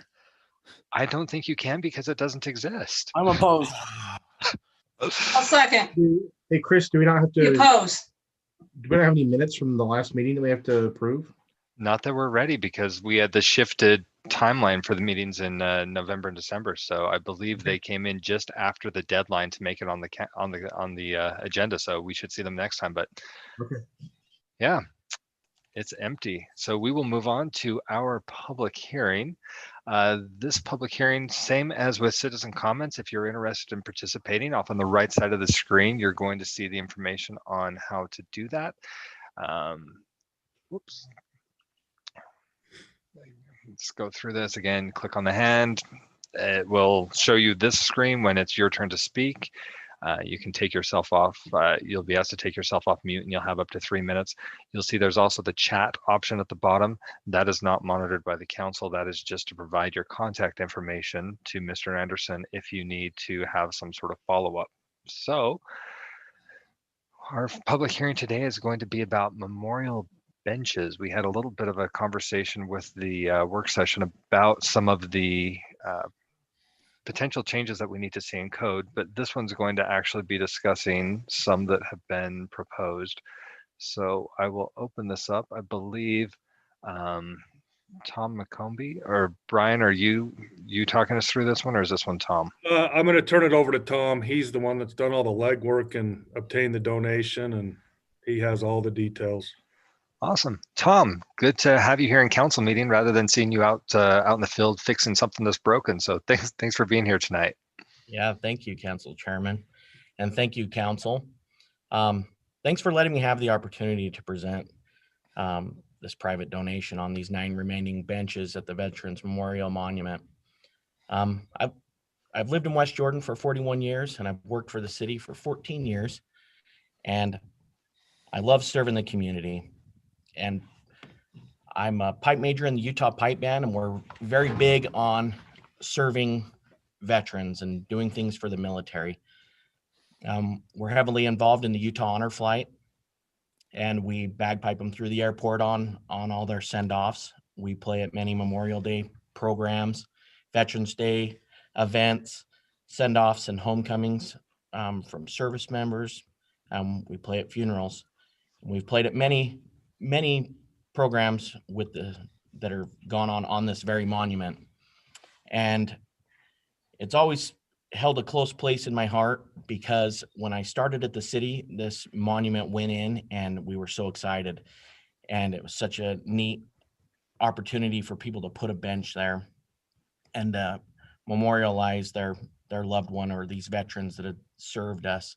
I thought what a great idea it was. So much so that we bought one for my grandfather who served in World War II. And we were able to put that in, and it's such an honor for my family. And as time's gone on, the other benches were never purchased. And you know, there's, I believe, 5 out there right now, 6. And it just kind of seemed like it fell apart. And I started to see some of the postings on Facebook about how it was random and there was random benches scattered around and it didn't look very good. And it kind of hurt my feelings a little bit because I've had such a pride in this program. You know, I started out in the Parks Department and that was my baby. I worked in veterans for 4 years. And so I decided that, you know, we had raised money for Utah Honor Flight and things like that. And why couldn't I raise money and get these 9 benches in to make it look complete out there and to honor those veterans that are already there? And so I brought the idea up to my brother and my family, and I said, I'm gonna start doing one at a time. And he said, you know what? Let's just do them all right now and honor people. And so we went around and, you know, for instance, one of the benches that we'd like to put in front of the Air Force flag was a guy that lived down the street from me named Paul Galloway. And he was such a great man and fought in World War II and had his eye shot out. And he used to tap on it with a pen when we were kids. And it was just so fun, such a great man. And so I just thought, you know what, let's get this done. And so my brother donated the money and we found some amazing veterans and all the way people from World War I all the way up to now. And so, yeah, so I'm excited for you guys to take a look at this and help it go forward. And then from what have been provided in the packet, I put up on the screen the map that shows the outline of the monument. You can see the ones that are pink are the existing benches, and the ones that are in yellow are the new ones that have been proposed. And then we also have the rendering of what those benches would look like. Are there any questions for Tom before we open up the public hearing, or Brian, anything else you'd like to add? I just want to add one thing on top of this. The current benches right now are a similar style. They're not laser engraved, but right now each veteran has a little brass plaque that sits on the back of the bench. That tarnishes, it's hard to read, and we've replaced a lot of those several times because people come and steal them. So with the lathe, this will be a better way to honor the veteran and always have the name there and not have to worry about the plaques. In the packet and in the council report, you'll see we're going to replace the existing benches with the same type of bench that's being proposed on your screen right now. Those benches that are currently in the Veterans Memorial Monument will be repurposed and put in parks, some different parks and areas that we need some more benches in. So it works out on both sides for this. So I just wanted to add that. Thanks. The one question that I did have as we're looking at the benches that are out there right now, I know there had been other conversation about the ability, if in the future other folks would like to have additional benches added, how can that be accommodated at this site? Yeah. So if you look down the outside edges of the concrete, yep, right there where your cursor is, we could always put pads there and add benches there if needed. The grass does not grow very well right there, and so it's always been a struggle anyway to keep that green, and it would look great. This monument, believe it or not, even with the 5 benches that are there, is heavily used. So I think that if we did that, especially when we do programs out there, because the bands and speakers set up right there in the I guess it would be the bottom part of the monument. Yeah, right here. And so that's where they speak, and people will sit anyway down the sides, and then they set up chairs throughout there. So by all means, I think it would be, I mean, it's such a great monument, and I might be a little biased because I've loved this thing for 15 years. And so anyway, I think that if we were to add additional seating on the outside edge, that would be awesome. So by adding these, in no way caps off our capacity to honor others. We still have plenty of room for others should additional benches be requested. Yes. Councilmember Whitelock. Thank you. I wrote to Brian and he answered many of my questions, but one just popped into my mind. Of those that have already donated, purchased, whatever, those benches, those 6, how are we informing them or their loved ones that we're replacing them? So many of them I already know because have involved in this from the beginning. But we can reach out and talk to them about that. I don't see anybody not being a fan of it. For instance, the one with my grandfather's name on it, the plaque has been ripped off of the bench probably, well, last year about 4 times. The Parks Department had to replace it, and so they're riveted in. But these people, I don't know if they're looking for scrap metal or what, but they pop them off. And so, yeah, so I don't know. Go ahead. Okay. Just to add to that, Councilmember Whitelock, we've reached out to a few of them already. There's a couple we still need to reach out to. Mayor Burton has reached out to 2 past mayors that have benches there, and we're working through that. And then there's a couple families we still need to reach out to, but we'll try our best to contact the families and let them know what we're wanting to do. Okay, thank you. I feel that would be a good thing to do because Absolutely. Yeah. because this bench does look different than the other one. So, should they come to the park for something or to just even come to remember their loved one, I wouldn't want it to be a shock at that point. Sure. So thank you. And thank you, Mr. McComey, for your work. Thank you. Any other questions for staff before we open the public hearing? All right, seeing no further questions, I would open the public hearing. Anybody that would like to speak, now is your opportunity to do so. At the bottom of the screen, if you're online, you can hit the button to raise hand. And I do see we've got one person who has called in. Give me just one moment here and we'll start with them. And it looks like, okay. So once I hit the button, we'll start with the person who's called in. When I hit the button to allow you to talk, you're going to get a recording saying, an automated voice saying, press *6 to unmute yourself.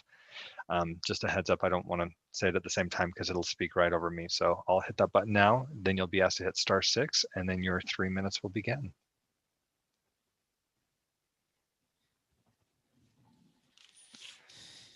All right, you should. All right, and if you could please let us know your name.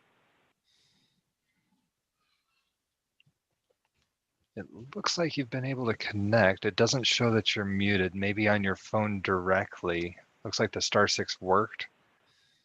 But can you try muting your phone directly?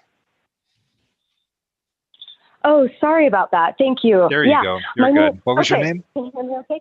Sorry, my name is Ray Boren, and I am a resident of West Jordan. And I just wanted to call in because I am really, really passionate about this particular push to have these benches put in. I know that Tom McComey has been working so hard to get these donations. And my grandfather, Rex Thompson, he is one of the veterans that would receive a bench in the park. And I just can't say enough how much it would mean to my family. But I think that it goes broader than that. I think that I know there are so many people that would love to sit there and reflect on our service people. And they are people who had uncommon valor, and it was very common for them. And I just think it would be such a great place to allow people to reflect and honor them. And I just am so grateful for the time and effort, the resources, everything that is being pushed and being put forth. And I just wanted to just express my appreciation and gratitude for effort going in this direction. All right. Thank you for that. Appreciate your call. Thank you so much. Is there anybody else who would like to speak during the public hearing today?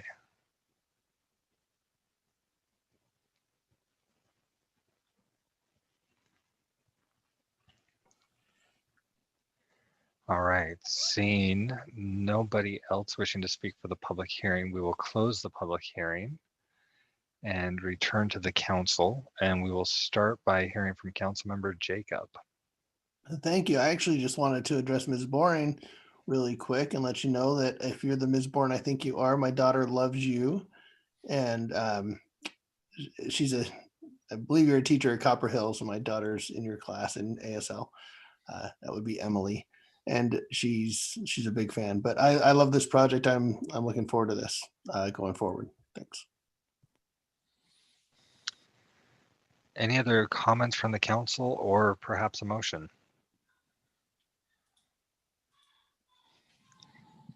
Councilmember Green, followed by Councilmember Pack. I'm going to move to approve resolution number 2074. Councilmember Pack. Is that a second? Oh, thank you. I was going to have some comments, but nothing more is needed. I will second this great motion. Motion very appropriately placed by Councilmember Green, who, as noted earlier in the meeting, has provided a very substantial portion of his life in service to our country. Second to that motion was by Councilmember Pack. Any discussion to the motion?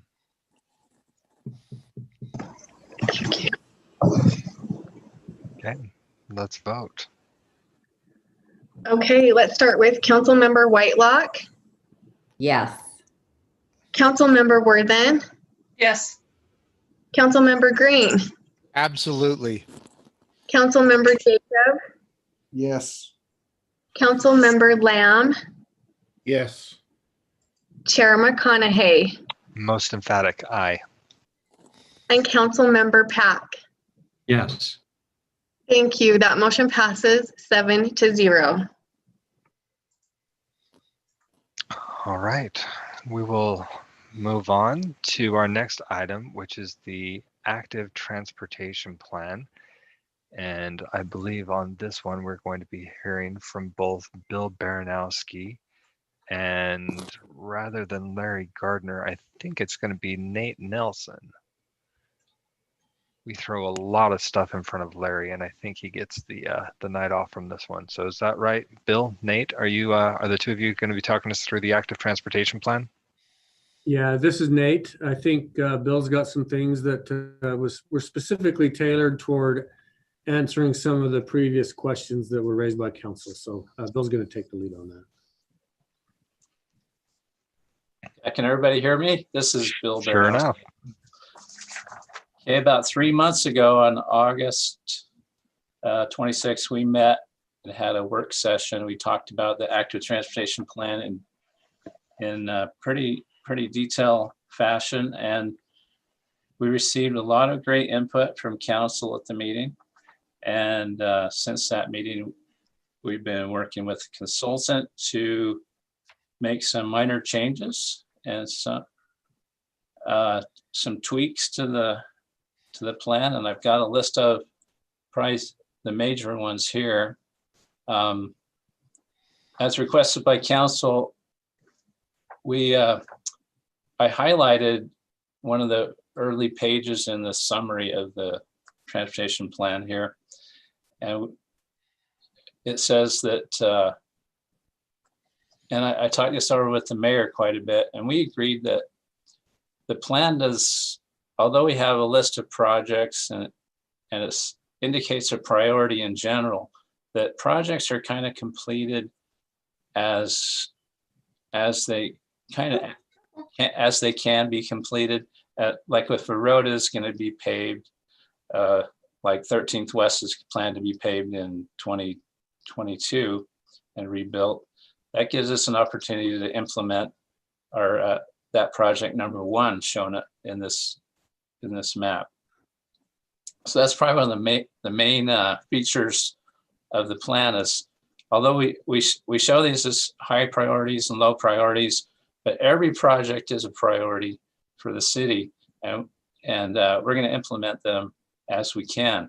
But we did make some minor changes in the listing of the projects. Number 1 and number 8, we switched in priority. So number 1 was priority number 8 on 13th West. So we changed that to number 1. And then we changed 27th West to number 8. So we swapped those two. And then project number 35, which is 70th South bike lanes, we extended that those bike lanes all the way to Redwood Road. I mean, from Redwood Road to the Jordan River. So that was a big change. And then we had a design example project called 27th West. And we removed that from the report because that was distracting because that was just a potential design in the report.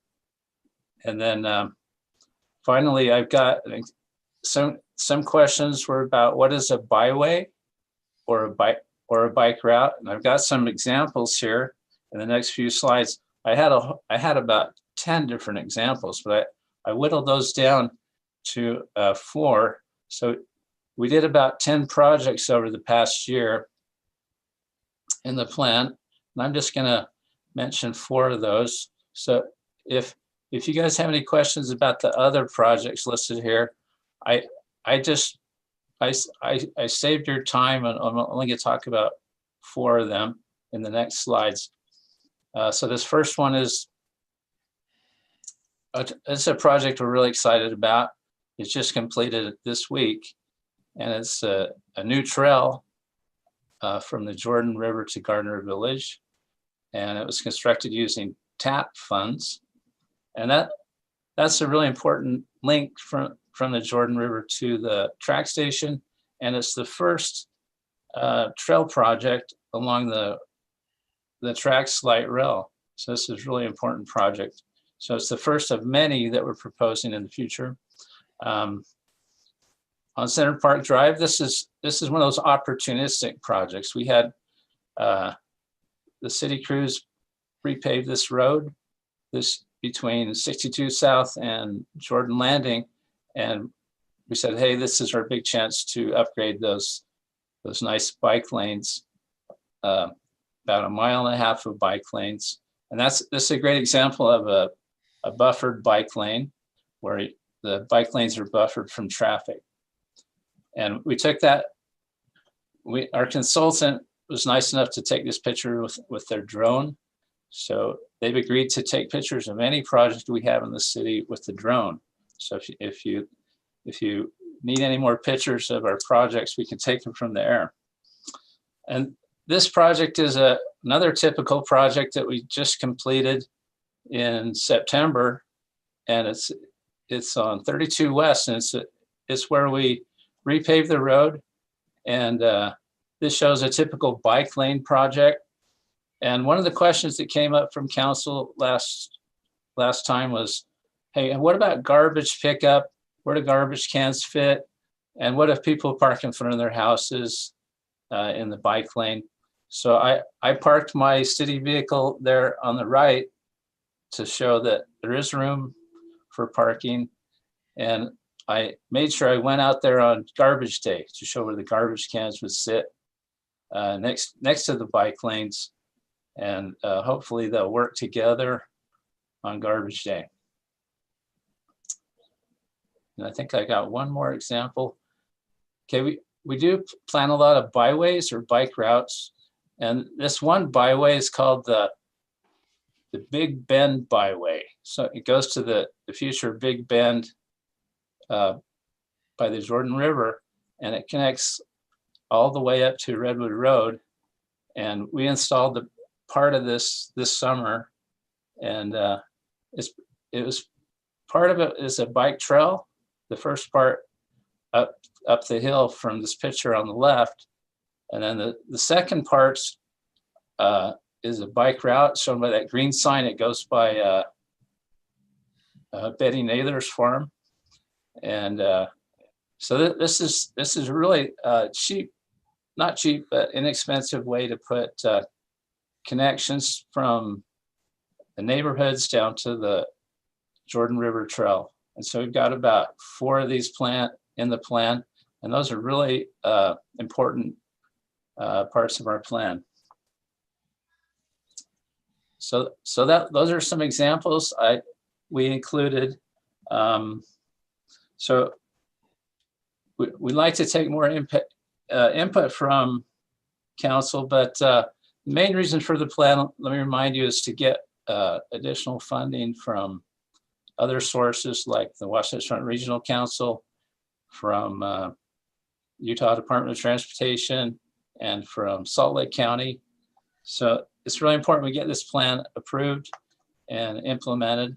And the plan is also important because we put the plan together with South Jordan City, and they're already asking us to team up on a project connecting the 2 cities near 40th West. So the plan has already spurred some good cooperation with our neighbors to the south.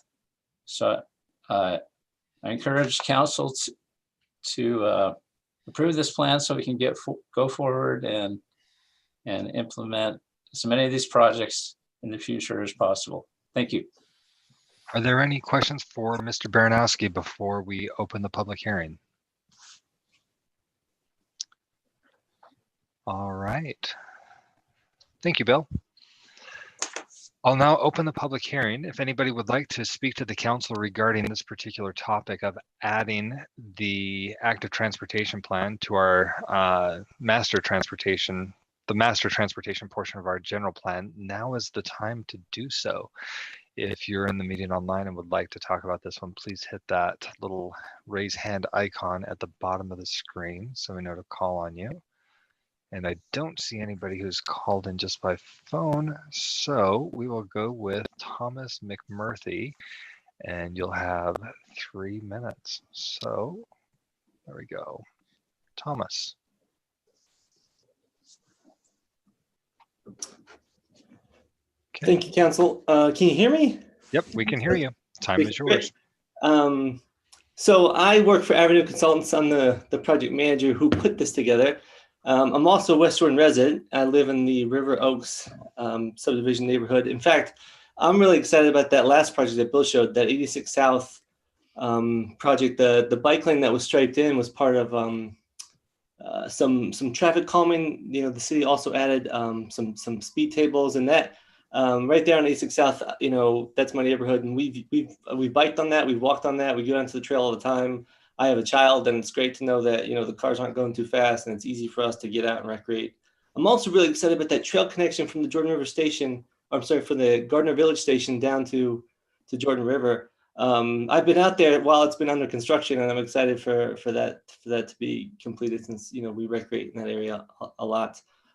This was a fun plan to put together. We spent a lot of time talking to the public last year, quite a bit, including doing pop-up events, and we attended the Stampede, the Western Stampede on the 4th of July, and had a booth and talked to a lot of people, and put together a lot of comments that kind of led to, you know, ultimately a lot of the projects. And we worked really closely with UDOT, Wasatch Front Regional Council, and South Jordan, and piecing the whole thing together. Bill and the mayor were integral in building the whole thing, as well as, you know, others. Larry and Nate participated, and so anyway, it's a great plan. I'm excited about it. I love the stuff that Bill's doing. And while we did go out with the drone and take some pictures, Bill, I don't remember committing to always doing that, but I'm sure we can figure that out too. So anyway, thanks. Thank you, Thomas. Is there anybody else who would like to address the council? Please hit that little raise hand icon in the bottom right corner.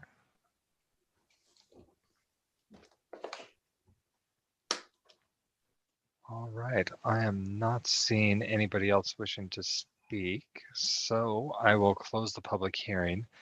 And now we will move on to council deliberation. So council, any ideas, thoughts, or perhaps a motion? We will start with Councilmember Green, and then we will go to Councilmember Whitelock. Councilmember Green. Thank you, Chair. I'm still concerned about the 2700 West part of this project. I don't know. I'm also concerned the fact that, yes, we have this priority list, but it's not a priority list, but then it's a way to secure funding, but there are still a ton of projects. I didn't count how many. I didn't see, you know, there's several projects in the plan that are city only funded. And I still don't see a priority list for this council or a plan on how that's going, how it's going to be addressed. If it's a plan, then it's a plan. If it's a wish list, then let's call it a wish list. I am not decided yet whether I'm going to vote for this or not because of the 2700 West issue, and because we just, the list of priorities just doesn't seem there on this. I mean, I know that there's a bunch of projects that have TAP funding and county funding and UDOT funding, but there are still a bunch of projects that have city funding. They're all in tier 3. But where does the city funding fall with all the other projects? And I know we asked about that before, and, you know, some of those projects are simple. And do we have a two-year outlook, a 5-year outlook on how the city ought to fund those? And without that, it just looks like this is a Christmas wish list for, and I'll be mean, it looks like it's a Christmas wish list for Santa Claus. We ought to have a plan on how we knock out the city funded ordinances or the city funded projects. So I'll leave it at that. I'm undecided whether I'm going to support this or not. Councilmember Whitelock. I have a clarifying question for Mr. Baranowski. First, I'll thank him for bringing back what he's brought to us. And I appreciate the picture with the city vehicle and the garbage cans. And is that what you then envision 2700 West to be? Yeah, that's a great one to discuss. So in 2700 West, you know, the idolized plan was shown by the consultant that didn't allow any on-street parking, and maybe it'd make it difficult for garbage cans. So in talking with the mayor, we believe that every section of 27th West should be treated special. If there's a lot of on-street parking in one section of 27th West, we should make sure that the bike lane accounts for that. If there's sections that don't have on-street parking, we can also account for that. So it's more of a custom design. We can't just do the same kind of design along the entire 2700 West. So that's why it's not going to be shown in the plan. And we'll leave that up to next time we come through and pave the road and redo the striping, we'll make those changes. So we are sensitive to that, that each neighborhood has different issues. So how will that decision be made? What will the criteria be? Well, it is pretty easy to go out and visit those streets and see whether there's on-street parking and not on-street parking. And for instance, on 27th West in front of the school, yeah, special area where there's turn lanes and pickup and drop off areas. And so I think it's based on visiting those areas and making a determination where it makes sense to allow for that. But I think that we have the experience and design ability to account for that. But we'll be very careful to treat those areas individually. And there are quite a few churches that we've talked to on 27th West. Some of the churches don't like to allow parking in front of the churches. They prefer to have it no parking so that people attending the churches can get in and out of the parking lots better. So we'll account for that as well. But we don't have a criteria that we'll be using. It will just be subjective. Yeah, we'll be very careful to be sensitive to those areas. So if my home is on 2700 West, how are you going to be sensitive to me? Will you be asking me if I want to have parking in front of my house, or will you be driving by at a time that you choose? How? Well, right now, during COVID, it's probably not a good time to study those areas because a lot of people are parking at home all the time. But I imagine we can check at night when people are parked overnight in the bike in front of their houses. If they don't have enough space in their driveway, and if they have a lot of extra vehicles, those areas can also be seen on some aerial photos. So there's a lot of different ways to check on-street parking. Right. So will we go check on a holiday? Because, when my neighbor at a holiday, when all her married children come, there's a lot of on-street parking. But if you come on a day when it's just her and her husband, then there's no on-street parking. So my concern there is just, I don't feel we have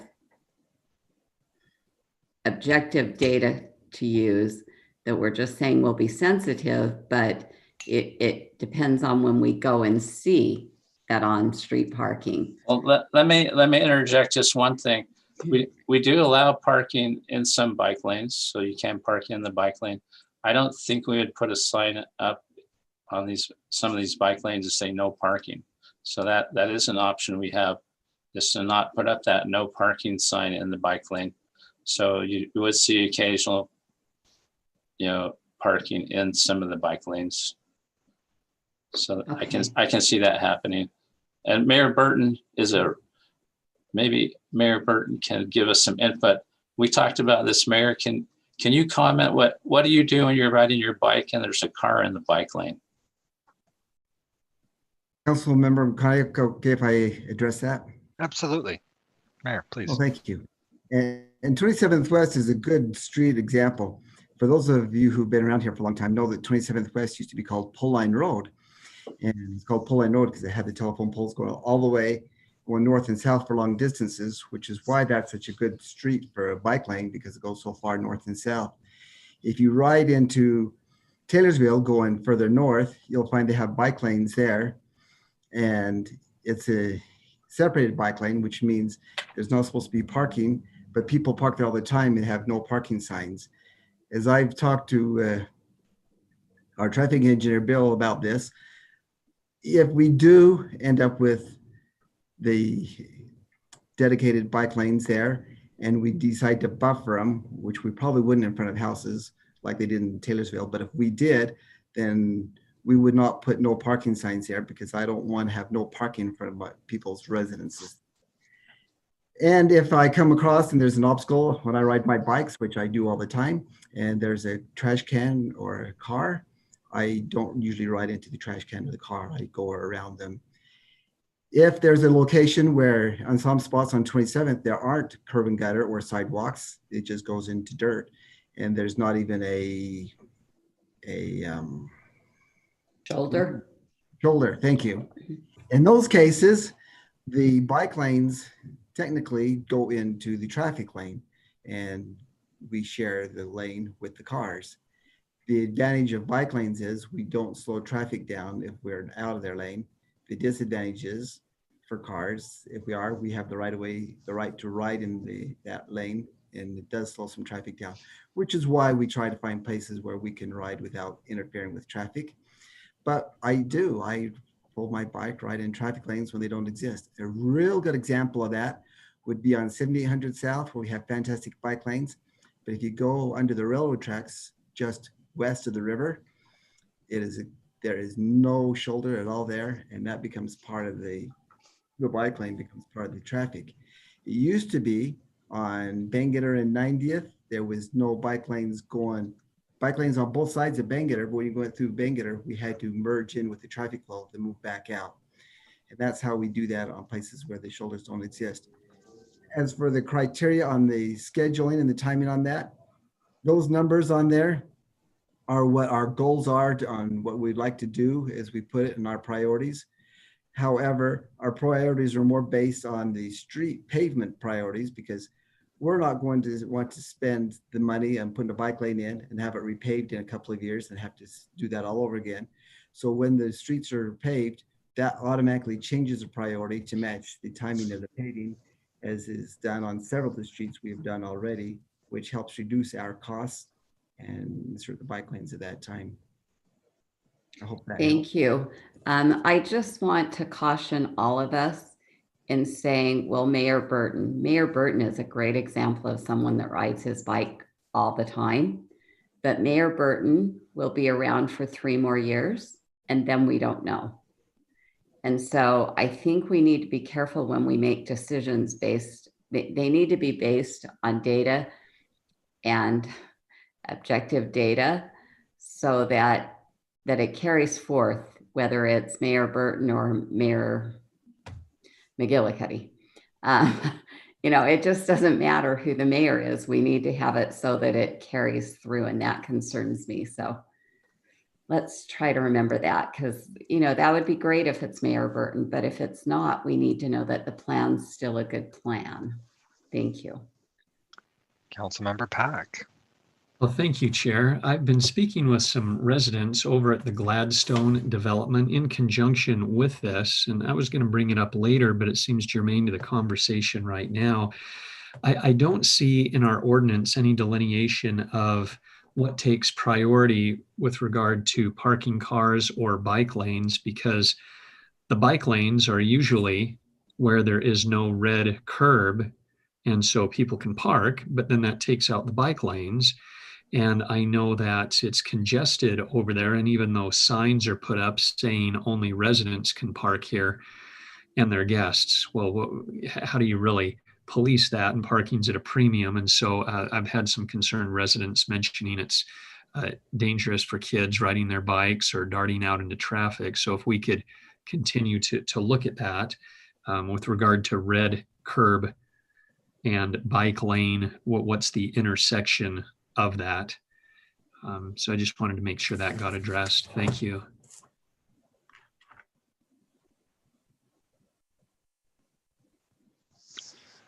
I don't see any other hands from the council up, so I think I'll chime in here. I share similar concerns to Councilmember Whitelock and Councilmember Green. I think there's some more maturing that needs to happen with this plan. However, I would still be in favor of what's been proposed because we're adding this as an element to our general plan, to the master transportation section, and having the bike element in there, I think is helpful and beneficial. And I do think we need to have some further refinement and further discussion with the council, but just like all the other plans, they are subject to modification and amendment in the future.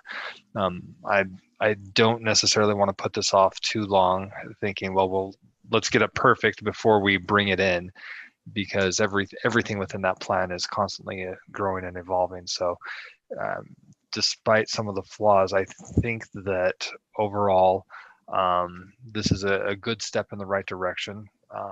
I don't know that we're 95% there, but even at 60%, 70%, I would be open to adding this. So I think I'm going to be in favor of this. Should there be a motion made to add this to the master transportation portion of the general plan? Still don't see any other hands raised from the council. Anyone else have any other thoughts or perhaps a motion?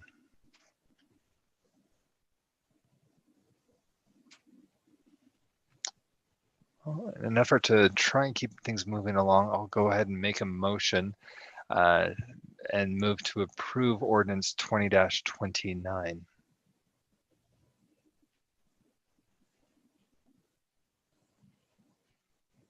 I'll second. Motion by Councilmember McConaughey and a second by Councilmember Jacob. Discussion to the motion?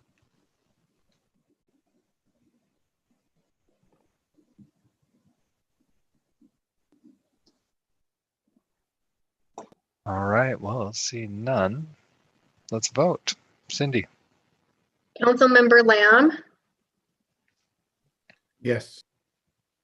Chair McConaughey, Aye. Councilmember Pack, Yes. Councilmember Whitelock, Yes. Councilmember Worthen, Yes. Councilmember Green, No.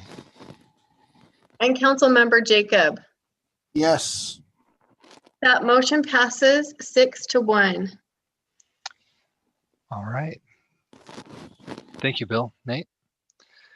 Moving on, our next item tonight is the performance measure reports from our GIS department, and I'm assuming that is going to be Clint Hutchings. Well, hello, can you hear me? Yep, there you are. Great. Thanks for joining us this evening, Clint. Well, thank you. Thank you, Council Chair, Mayor and Councilman Corbin. I appreciate you giving me a few minutes to talk about my most very favorite thing in the world, besides my grandkids. We're going to go through these slides pretty quickly. So first of all, I just wanted to give a really, really fast 101 on what GIS is. You know, a lot of times people ask me what I do and I say I make maps, but what we do is so much more than making maps. It's a GIS is a system of hardware, software, and data. And we put that all together with the computers and a little bit of wizardry, and we come up with this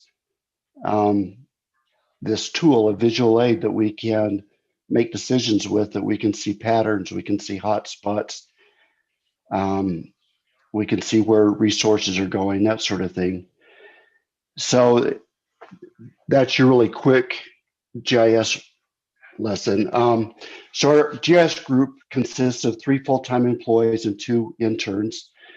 Every one of us have bachelor's degrees or master degrees in geographic information systems. So we're going to go through recent and current projects, and then I'll talk about upcoming things that I plan on doing. One of our bigger projects that we just finished was a commercial impervious property calculation. We had about 900 properties that we had to go through. If you see on this slide, you'll see the yellow outline of the parking lot. But we had to do that with every commercial property and determine what was an impervious surface area and what wasn't, and then calculate it. Go on to the next one. But you can see how time intensive that was. And then we built this dashboard for Denise so that she could see exactly where the commercial properties were. This is an interactive dashboard, so she can click on any property, see how it is zoned. She can see the total surface area, the total impervious area. Go ahead. Next one, this is a project we recently finished for the fire department. As you're probably aware, VEC, the 911 people, recently implemented a new software program. Well, when they did that, we had to reformat all of our GIS data so it would communicate with the new computer-aided dispatch software.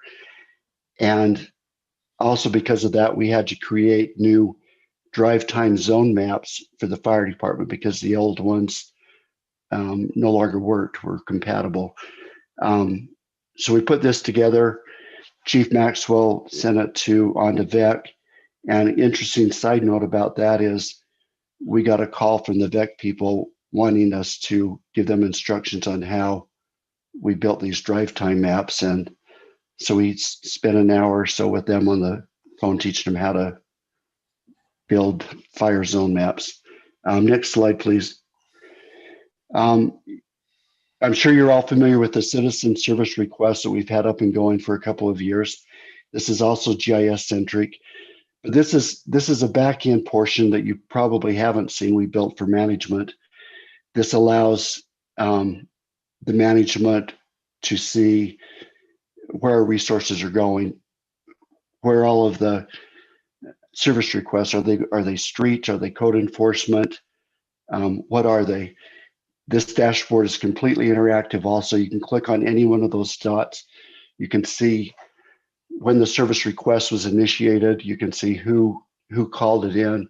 You can see who it was assigned to, how long it took to have that service request completed.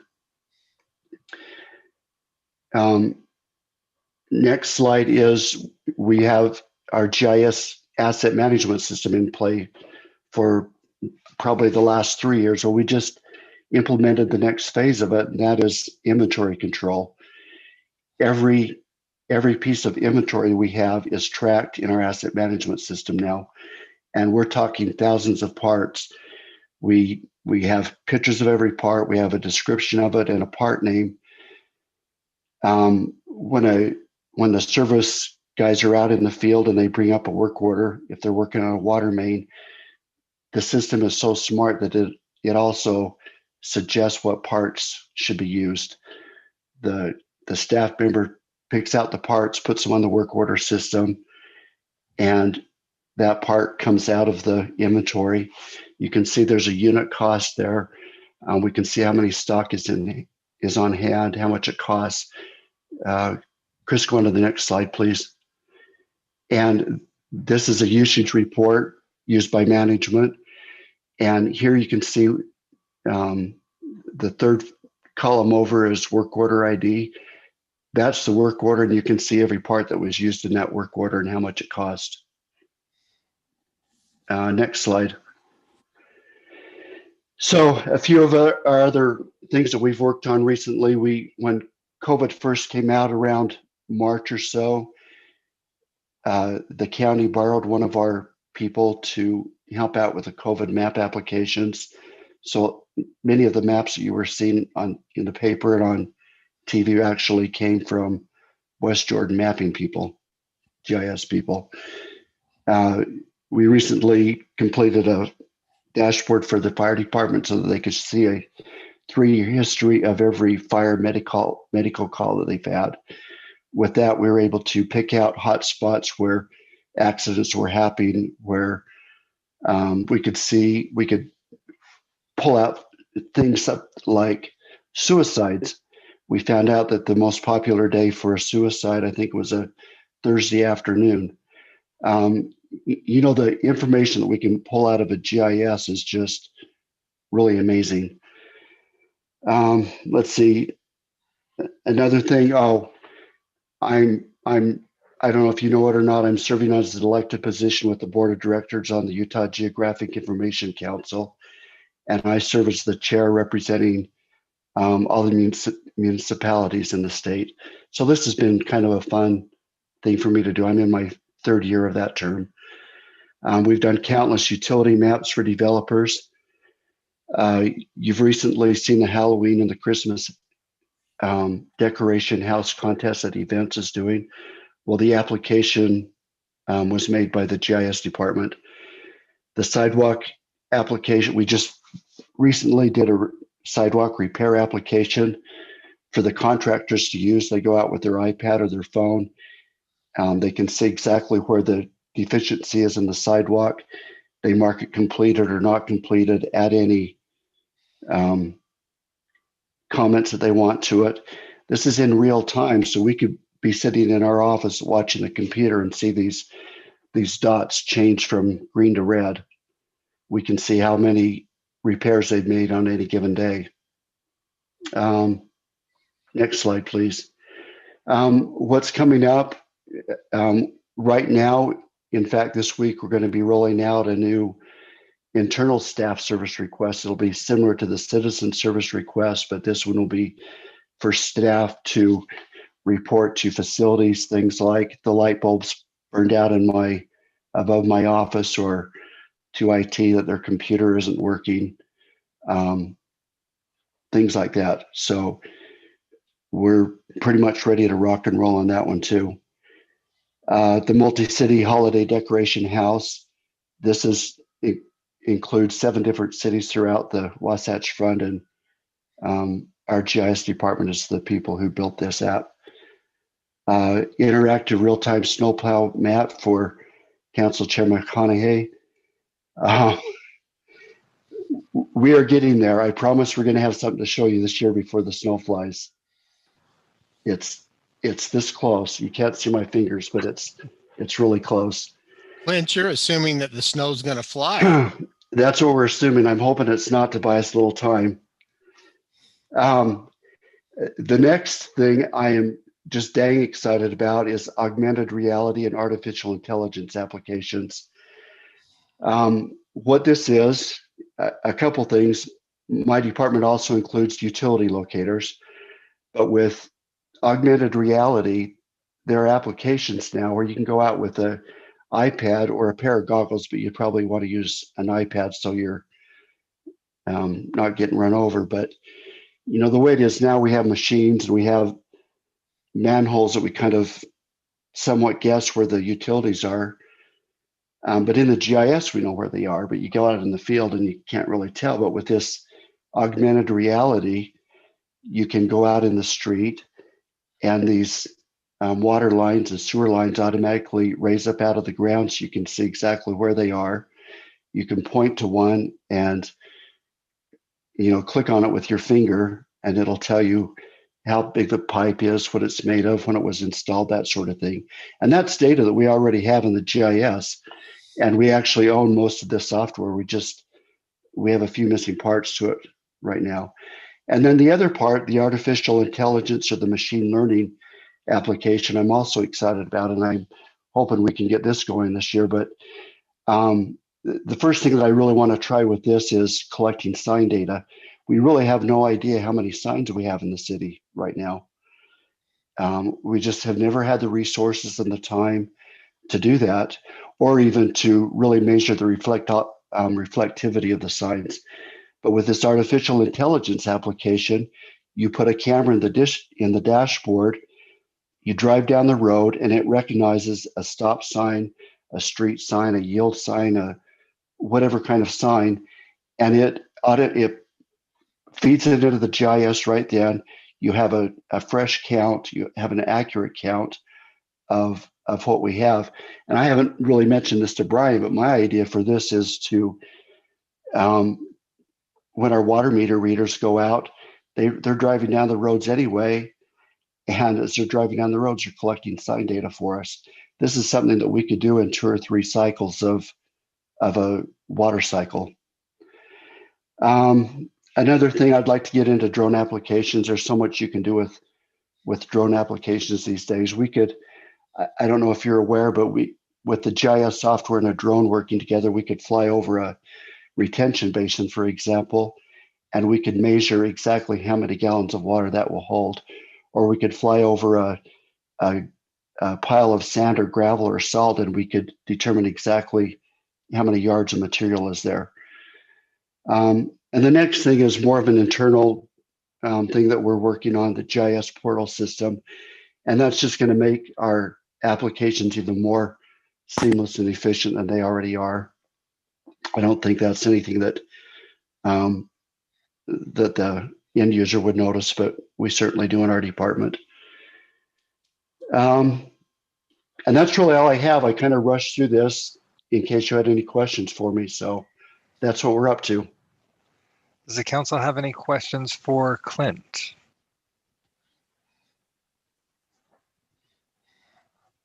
All right. This was when I started my time on city council. It was incredibly eye-opening to see that GIS isn't just showing the streets on a map. It was everything else, like where are utilities located, how far down are they, where's the stormwater being collected. There's so much to this. I mean, as he talked about the interactive real-time snowplow map, this was something that had been requested by a prior council. I mean, every year when there's snow, we get people saying, well, I haven't seen any snowplows. Where are they? They didn't get my neighborhood.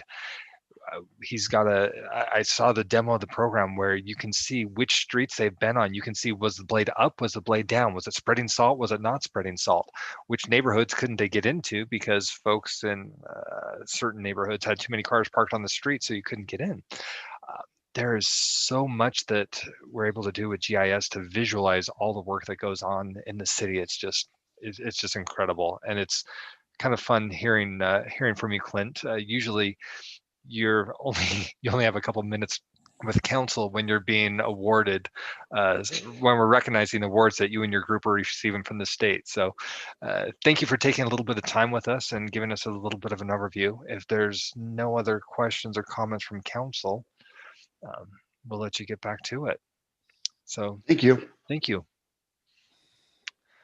All right, next up this evening, we have our report from the Airport Advisory Board, or Airport Advisory Committee, and that one, I believe we're hearing from Gregory Baser. Right. Gregory. Yeah. Sorry, what was that? May I introduce him? Mayor, absolutely, please. Give a little pre here. But before I do that, I want to say Clint does a great job with his GIS, and West Jordan is such an award-winning city because of him and his team. So he puts us on the map. Okay, several years ago. I see what you did there.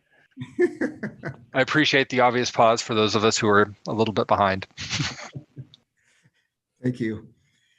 Several years ago, West Jordan finally got the opportunity to be on the airport board with Salt Lake City, because Salt Lake City owns the airport that's in West Jordan.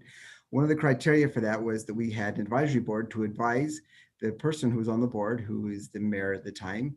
And so that advisory board got put together. And since that's been there, while I was on the city council, I was the council liaison with that board. And after Chris McConaughey, I think he started that when the board started, and I came in afterwards. And now it is Council Member Green who is the liaison there.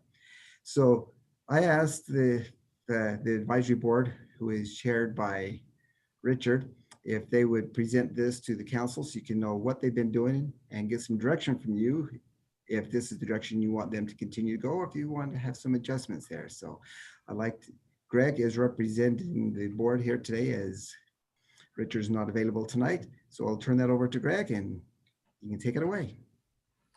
Thank you very much, Mayor, for that introduction, and thank you very much, Council, for having me here tonight and taking the time to hear our update.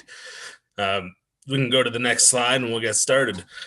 We have two current major initiatives, the first of which is advising the mayor and the liaison as to their discussions about the master plan for South Valley Regional Airport with the Salt Lake City board. We'll get into the details of that in a moment. The second of which is events that the city could host utilizing the airport that are mainly to benefit the community, so that we can actually utilize that space for our purposes. Recently, Salt Lake City has put out an RFP to develop South Valley Regional Airport, but that also includes Tooele Airport, which they own as well. We don't know which companies are working on that. There was one, I can't remember the name of the company, that came and spoke with us to get our input as far as what we'd like to see at the airport, but we haven't learned of others, and nobody else has come to speak with us about that yet. We hope they do in time. The major ideas that we've been proposing that the mayor's office discussed with Salt Lake are development of the east side, which has a decent size amount of undeveloped land, adding a VFR tower to assist with managing the traffic in and out of the airport during the busy times, an airport museum and education center, which are currently being discussed with Salt Lake City. It's kind of been the kickoff initiative. They believe they have some room, and now that things have moved on with Salt Lake City International as far as them opening up the first phase, they seem like they are ready to start talking about these things more often. Another is the change of the landing pattern. Right now, the airport utilizes what we refer to as a non-standard pattern when landing to the south, and we would propose to change that to a standard pattern, which would ease congestion over the west side. We would also look to establish a long-term fixed-based operator out at the airport. Previously, Leading Edge was out there until they had issues renewing their lease with the city. And ideally, we would want to get somebody like that back out there to manage the airport and provide services. Quick clarification there. When you say they had issues renewing their lease with the city, that's Salt Lake City. Yep, Salt Lake City, not West Jordan. Sorry about that. Thank you. No worries. Yep, you bet. And the other would be building additional hangar space. There's currently a long waiting list for aviators who own airplanes that want to base them out of South Valley Regional, but are unable to because we lack the parking space. We can go ahead and move on. This slide mainly shows the area in yellow is the large area that would be available for development. There's some old pieces of runway that are no longer used that you can see there. The only runway is the one that runs north-south, just parallel to the yellow line. It's a lot of unutilized space, and it's right next to Jordan Landing with hotels, restaurants, and tons of shopping, and ideally developing that area and bringing in more aviators would bring commerce to the area. Our proximity to major corporations such as Boeing, it could attract them as well, so that they might utilize the airport and the services of West Jordan that are nearby versus flying into Salt Lake City and using services that are not located within West Jordan. It's centrally located in West Jordan in general, and located to major thoroughfares. There's direct access pretty much to Bangerter Highway. You can get to 215 very quickly within 5 to 10 minutes, depending on traffic, and out to the west to those manufacturing facilities that are out there. So there's a lot of benefits to utilizing the airport in the area that can bring commerce and provide value to West Jordan, instead of just Salt Lake City benefiting from owning the property and making money off of the services currently offered there. If there's any questions about that, feel free to ask. If not, we can go ahead and move on. Our idea around the museum, we're not Hold on. talking. I do have a question. It took me a minute to get my mute off. Can you go back to that picture? Yeah. Is the main runway? I know we're talking about ideal for development, and proximity to companies like Boeing and Amazon and all those others. Is that runway long enough? Yes. Yeah, So yeah, if somebody wanted to drop a small jet in there, they could land that if they needed to. yes. Okay. Back in the day, and I honestly couldn't tell you the year. I learned about this when I went through school, my aviation program at Westminster College. An airline accidentally landed a 737 on that runway in error instead of landing at Salt Lake City International. So it's possible. Well, I remember that because I was yeah, I lived in the area, so I remember them. I know that they landed it. I don't think they ever could get it did they ever get it to take off? I don't know what they did. Yeah, they had to turn it into they had to strip it and put just enough gas to make it to the international airport, but they did. Smaller regional jets, especially the private jets, they definitely have the capabilities to land and take off out of that airport. That wouldn't be an issue. And the space in front of it, you wouldn't even have to extend it a ton, but there's room to extend the runway that would also make it more attractive for those coming in and out as well. So what is that runway? About 5,700? Correct. Yeah, it's 56 and change. Oh, that was a good guess, wasn't it? Yeah. I think we're okay to move on. I couldn't tell you what museum this is. This is the type of display we would envision for a museum at the airport. And the main goal would be to highlight the historical importance of South Valley Regional. Our chair, Richard Meyer, he has a wealth of knowledge on how the airport has been used over the years. But I know specifically the Doolittle raid, the men who flew the secret mission right after the bombing of Pearl Harbor. They trained at South Valley Regional Airport. That's where they did a lot of the training before they went on those missions. And as you can see to the left, there's many notable events in history that have impacted the airport in some way. And the idea would be to do what we can to gather artifacts and pieces to educate the community about while the airport may not seem important to them, how it has been, and ideally engage the community and get them more interested in our history. So as far as the proposed landing pattern, on the left is the current pattern. It runs in both directions, but you fly over the west side regardless. And so the west side bears the burden of most of the small aircraft noise. It was originally set up like this because the Salt Lake City's Bravo airspace, the international airspace, used to go all the way down to the ground immediately east of the airport. You used to have to fly down south of Jordan Temple before you could turn east and head off. They have since redone the airspace, and the area to the east is no longer blocked by them, which would enable us to change the pattern to the one that would be proposed on the right. So you would be putting more of the traffic over the Jordan Landing area, alleviating congestion over residential properties, as well as the properties over the east side that would be getting impacted. Most of them are already impacted from airplanes flying from east to west in order to enter our non-standard pattern. Overall, it would just spread out the air traffic and reduce noise, I believe, for everybody in the area. It is safer because it's what most airports use. That's why they call it the standard pattern, and it's what most pilots are used to and are expecting. So if there's any questions about that, please fire away.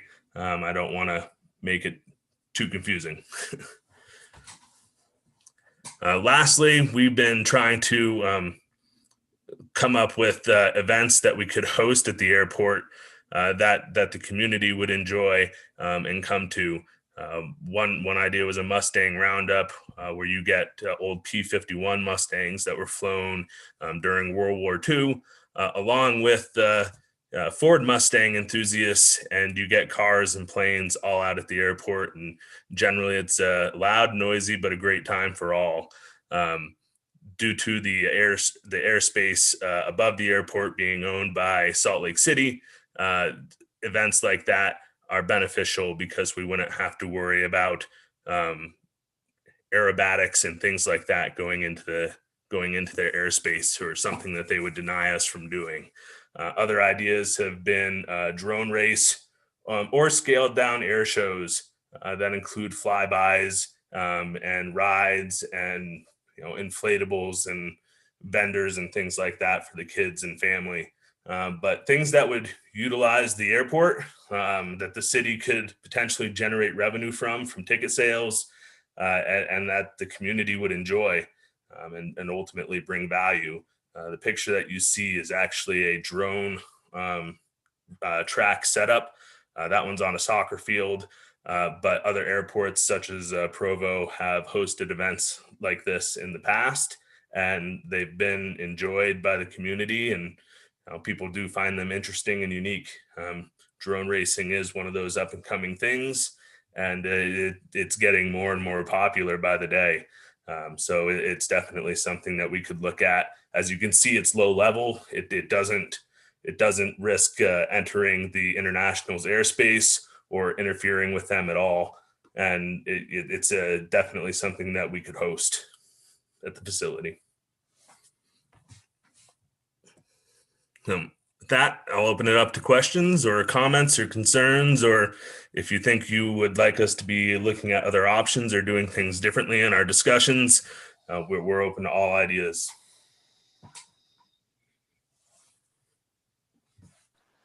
Councilmember Green, we'll start with you. The only thing I didn't see in your presentation, by the way, I like all the priorities and the direction where we want to go with the airport, is, and I'll bring it up before somebody else does. I didn't see anything on there about soccer fields. But are you referring to the soccer fields to the south of the airport? Correct. The ones that are tied to the airport and the airport lease and all that other stuff. That is not an area that I have a ton of expertise on. I know that in our discussions, we have mentioned that any negotiations we have regarding the airport with the city, the soccer field also needs to be included as a part of that. But other than making sure that whatever agreements arrived on includes that as far as the plan and extending that lease going forward.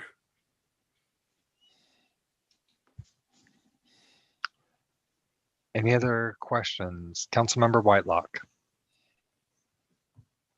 Can you please go back to the airspace with the yellow and the green? Or yellow and red. Yeah, that one.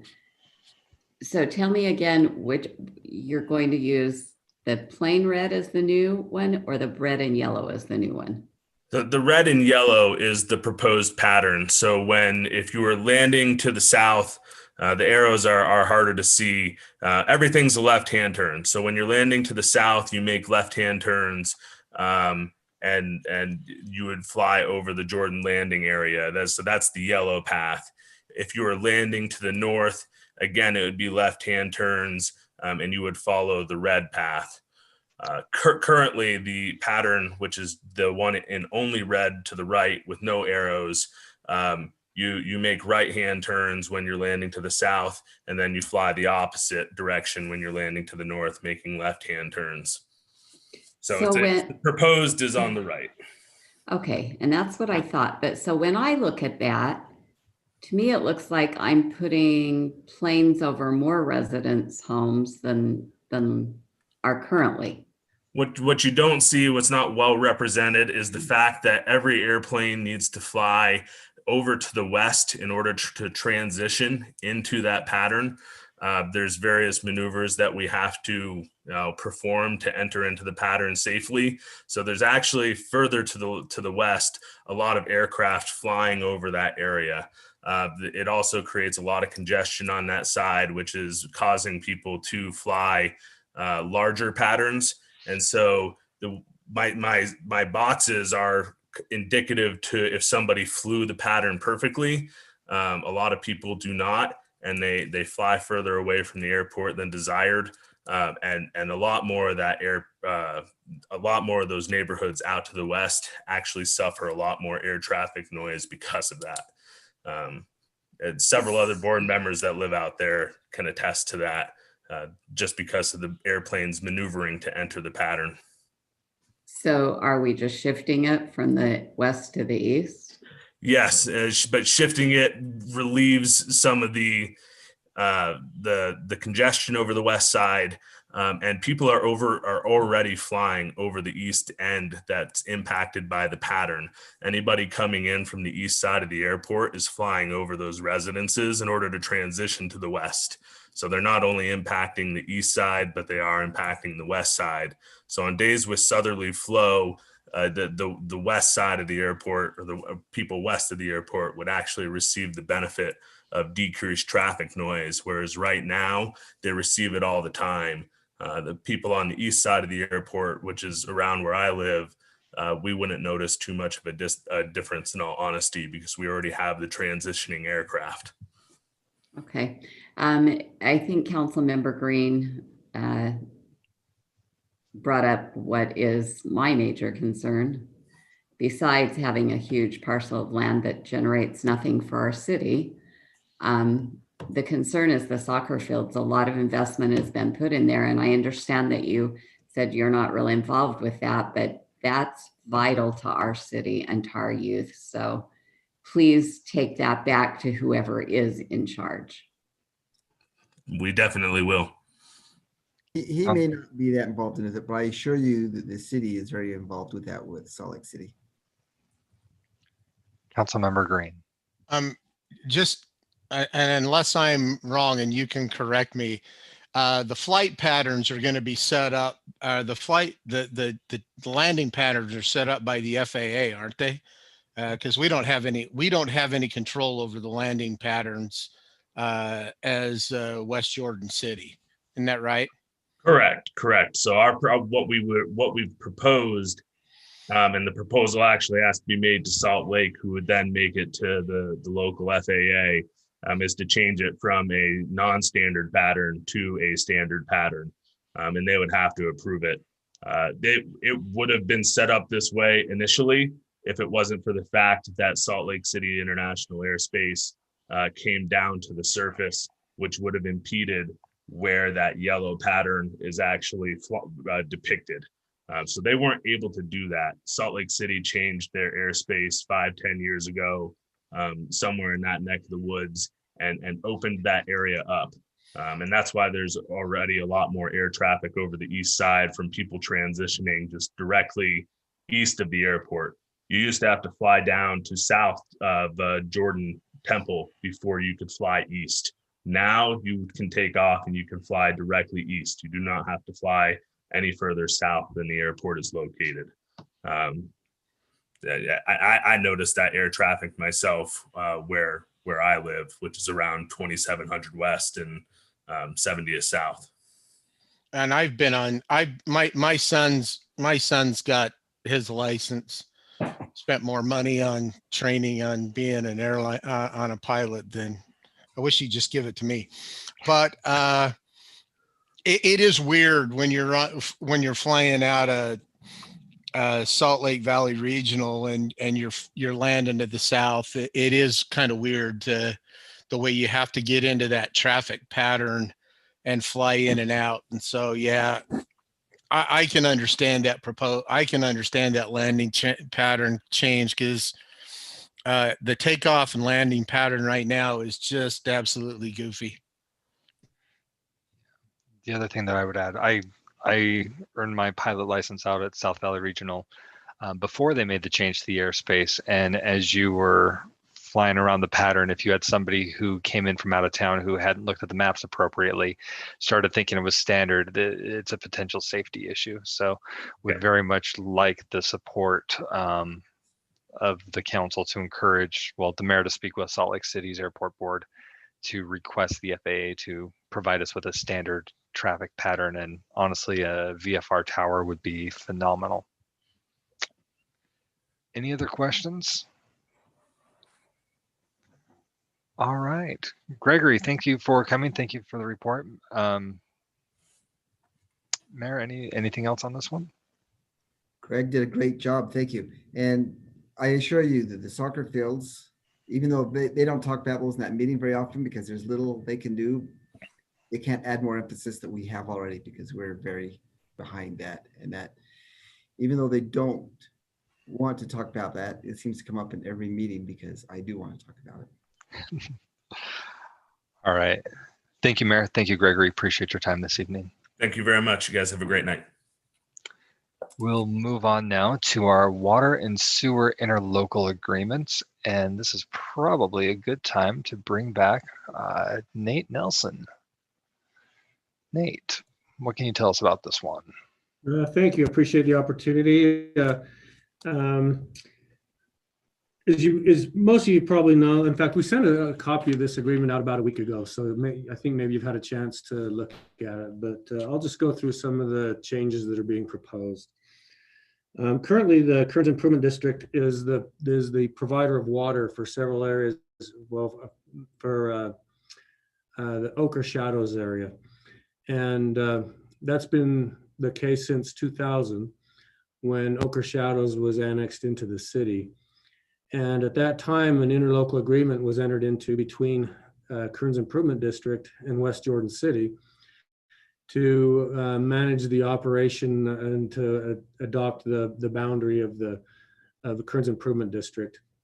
Now, we're not proposing at this point in time to change the service boundary or add or subtract any area into the Kearns Improvement District. We're just proposing some minor amendments to the existing agreement that's been in place. The reason it's come up is because we are considering the potential in the future to add some areas into the Kearns Improvement District boundary, particularly the Wood Ranch area.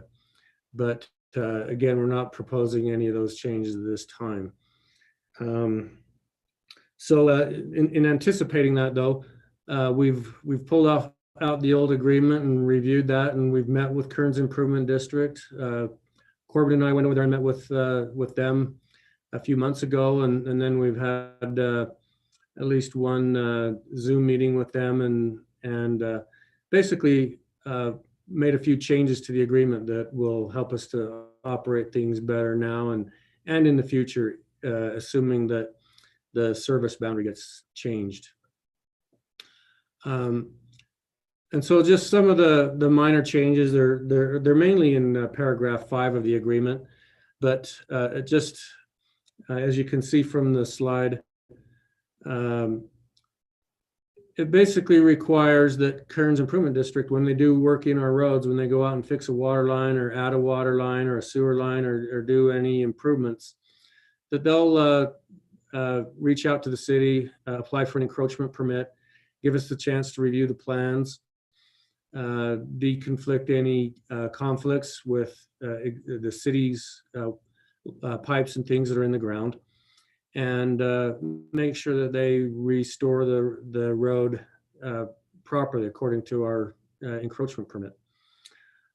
Also, when we review plats and plans for new developments, new subdivisions, it just establishes that both parties will review those plans and both parties will be signers on the plat that gets recorded with Salt Lake County, ensuring that both sides' needs are met.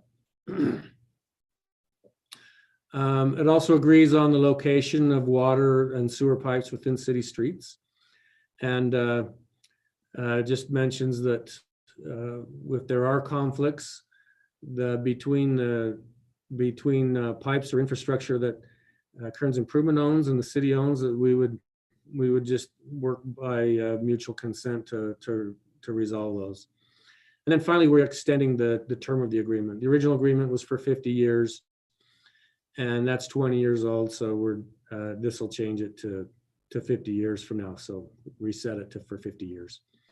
And that's basically the changes to the agreement. They're fairly minor. And if there's any questions. We'll start with Councilmember Green.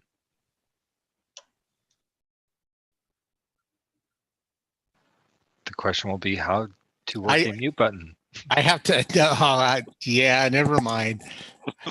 Oh, I'm terrible with this mute thing. I'm just holding my space bar down because it's faster.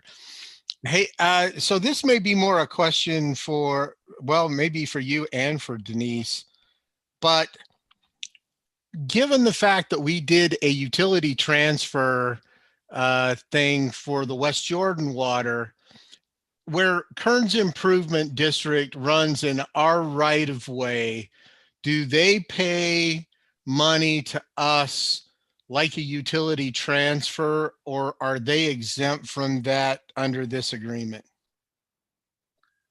They do not currently pay anything to West Jordan. Is there a way that we can fix that? I mean, they're using the right of way just like our water, and that's what our utility transfer is basically, you know, the use of the right of way and all those other things that we do with our systems. Is there any, because this is an outside improvement district, is that just impossible to do? I don't believe it's impossible. I believe that I would probably want to work with our legal team and with Kearns and see what we can work out. I don't know the logistics of it, but I can explore those options. Thank you. Councilman Green, if I may respond to that. It is something we've been considering with KID. It was not included as part of this and it hasn't been broached with them. It's not something we can require of them as a separate governmental entity, an improvement district. We can't force that utility transfer on them, but we believe we may be able to ask them to include it on their West Jordan customers by contract, by agreement, and have them perhaps carry an administrative overhead percentage or something like that. So it's something we're thinking about because you're correct. We have a portion of our residents that aren't paying that utility transfer fee, yet kids' utilities do run through our rights of way and are being paid for by our general fund. Well, and I'm just thinking about the potential for Woods Ranch. I mean, you know, if it's a half dozen streets in, or whatever they are, in Ochre Shadows, that's one thing. But when you're talking about a major part of Woods Ranch, they're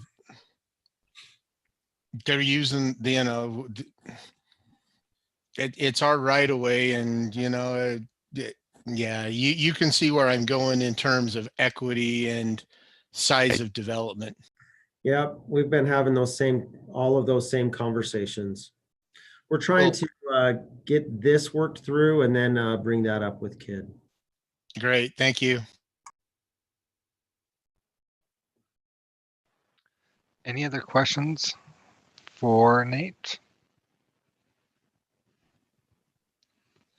Or perhaps a motion then?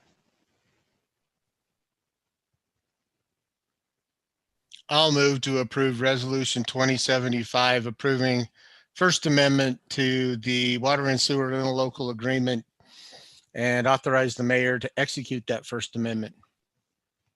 I'll second.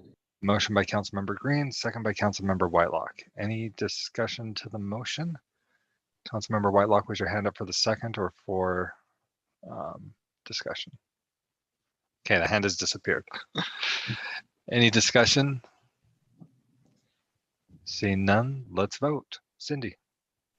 Thank you. Councilmember Worthen. Yes. Councilmember Green. Yes. Councilmember Jacob. Yes. Councilmember Lamb. Yes. Chair McConaughey. Aye. Councilmember Pack, Yes. and Councilmember Whitelock. Yes. Thank you. That motion passes 7-0. All right. Thank you, Cindy. That brings us to election code amendments. And this one's David Quayle's, right? It is. Well, I guess it's got Alan to start with, but we had the conversation a couple times. So David, I think we can jump straight to you. Yep. All right. Well, this, I believe, should be about where you guys want it at this point. At the last meeting, there was a request to take out the proposed language imposing a discipline or a penalty for failing to file the updated campaign finance statements. So that language is stricken. You can see that on this slide. There was also a request to change the June 15th filing date to June 1st. You can see that change as well. There was one other date where June 15th was mentioned in the recorder's duties section, where the city recorder is to remind current elected officials of their duty to file. And that date was changed as well. Those are the only changes that were made from the draft that you saw at the end of November. Any questions for Mr. Quayle?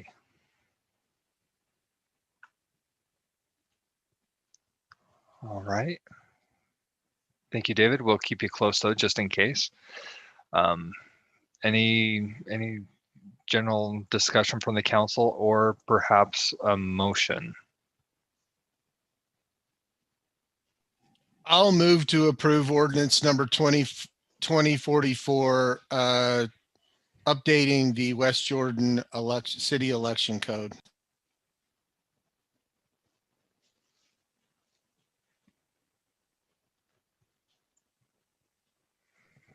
Sorry, I'll second. Motion by Councilmember Green, second by Councilmember Lamb. Any discussion to the motion? Right, see none. Cindy, can you help us vote on this one? Oh, yes, I can. Councilmember Pack, we'll start with you. Yes. Councilmember Whitelock, Yes. Councilmember Worthen, Yes. Councilmember Green, Yes. Councilmember Jacob, Yes. Councilmember Lamb, Yes. and Chair McConaughey. Aye. Thank you. That motion passes 7-0. Thank you, Cindy. Thank you, David. Thank you, council. All right, and of course, saving the best for last, we will have a little bit of information about our comprehensive annual financial report and the acceptance of that tonight. And Denise will, of course, be the one to talk us through. Thank you, Council. Resolution 2076 is your acceptance of the comprehensive annual financial report and annual audit for fiscal year ending 2020. Just a couple highlights we're going to go through quickly of what is contained in the report. It's 171 pages, so there's a lot of information in there, but we did receive a clean audit opinion, so that's good for us. The audit opinion is contained in the audit, or in the report, I apologize. We increased the city's financial sustainability and strength in all of our activities. So all of our funds saw continual work on building that financial foundation that will strengthen our city moving forward. One of the highlights that I want to talk to really quickly is we reviewed in the audit several years worth of the facility impact fee reports. And in that review, found that some of the debt payments that were being made by the general fund, which is taxpayer money, really is the obligation of development for fire and police impact fees. So during that research, during this audit, we were able to recover about $758,000 back into partly the general fund and partly our CIP building fund. That is really good news for us. That means that money got shifted and we used up those impact fees that were sitting in the police and fire impact fee fund to pay for Station 54 debt service, and bringing back all that money into the general fund so that we can shore up those reserves. The next thing that we did in the audit was we ended the year with $11.6 million in reserves. That's higher than we anticipated in March when we prepared the budget. So it's good news. That's about $2 million more than we thought we would have at the end of the year. So our reserves ended with 18.6%. This year was a really different year, as you know, and mostly from the last 3 months of the year. So what you're going to see is that our general fund revenue increased by 15% or $8 million. It's a lot of money. It's a huge difference in growth. But I'd like to highlight where those came from, because we need to be very cognizant of how they came into the general fund and making sure that we're not counting on them moving forward if they aren't something that are ongoing or sustained growth. What I believe happened was that 3.9 million of that 8 million is growth related. We got $2 million from that new sales tax that started in July of 2019. It's really great for us, especially in this time when things were changing so quickly. That's that fourth quarter of a quarter or transportation sales tax. We also got $1.2 million of sales tax revenue with an estimated growth of about 5%. And that's strong growth as well. So that's new growth revenue. Our property tax also grew about $700,000. That did not include a tax increase whatsoever. It's strictly that there was new development and new growth that was added to our tax rolls. So again, that is great for our city. So those are things that we can count on as we prepare our next budget year, knowing that those are growth related. Some things that happened that were one time were about $4.1 million. And for this year, we got $1.7 million of CARES Act money to assist us as we face the health pandemic. We received more than that in award, but 4.7 of it will be used in 2021. So it was just for those last 3 months of the fiscal year we're talking about right now. We got $1.4 million in what we would consider one-time permits. So if you look historically at our permit revenue, it's about $2.7 million a year. We were up well above that at like 4.2 million. That had to do a lot with some of those large permits that were pulled, like Amazon, vast data centers, some of those others that were really big permits that are probably more considered one time than we should be counting on those on a regular basis. And we got $1 million of sales tax from customers that were stockpiling during that beginning of the health pandemic. We're very fortunate in our community that we do not have a strong foundation of maybe car sales or RV sales. Those things did not sell during the March through June, but we have a lot of grocery stores, and we have Target and we have Walmart, and we have home improvement stores like Home Depot and Lowe's. They saw strong growth in sales tax during that March through June period, brought in an additional $1 million of sales tax revenue. So Councilmember Lamb has a question about that. Sure. So just to kind of help me out here, so the 1.4 million for permits was a one-time thing. I get that with Amazon. And then the 1 million in sales tax, probably another one-time thing with what happened during those 3 months. So my question is, that's $2.4 million right there. Is that money in a bank somewhere in our, is it somewhere being held, or does that just cover expenses that we had between March and June? That's a very good question. Actually, in about a minute, I'm going to tell you exactly what we did with that money, if you don't mind. So those are things that are one time. So we had some growth in our general fund, probably about 7%, and 8% of that growth is really one-time money. Councilmember Lamb asked a great question. How was that used? Well, this slide kind of shifted some stuff. I apologize. It was lined up when I sent it, but it doesn't look like it lined up very well this time. what we did with some of that one-time money and actually some of that other growth money for this year only was we transferred it over to the CIP fund. I don't know if you really understood that last year when we closed our general CIP funds, the roads capital general fund was in the hole $2.2 million.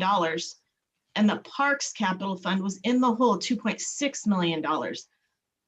That's substantial, not to mention any additional projects that we have completed over the last fiscal year as well that were general fund projects. So it pushed it even further in the hole at the end of 2020. We transferred $7.7 million out of the general fund into the CIP funds to bring those funds whole. We did that with the approval of the Budget and Audit Committee after year end. And so now that we've ended the year with that transfer, we have a whole $177 in the roads fund, $219 in the parks fund, but they're not negative, they're positive. And we've paid for the projects that we completed in 2020 as well. The buildings capital fund has some money in it. It had $2 million at the end of last year, and it still has $2.5 million in it. That $500,000 you see in growth there came from the money we just talked about a minute ago when we said that we restored money from the police and fire impact fee fund. That's where it landed, was back into the buildings capital fund. So while we ended last year in the hole in the general CIP fund, this year, we are out of the hole in the general CIP fund by $2.5 million out of the hole when we were in the hole $2.7 million. We still have money in the bank, Councilman Lamb, with the community arts building. That $5.7 million is still sitting there.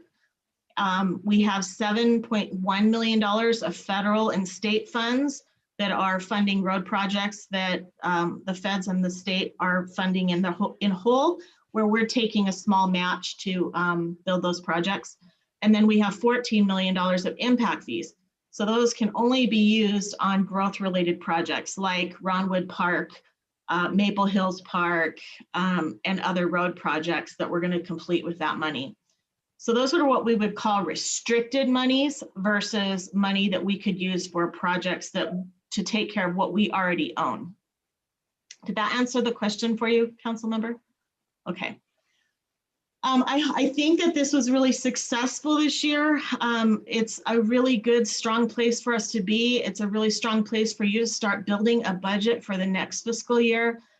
I'm really pleased with how financially sustainable we're becoming.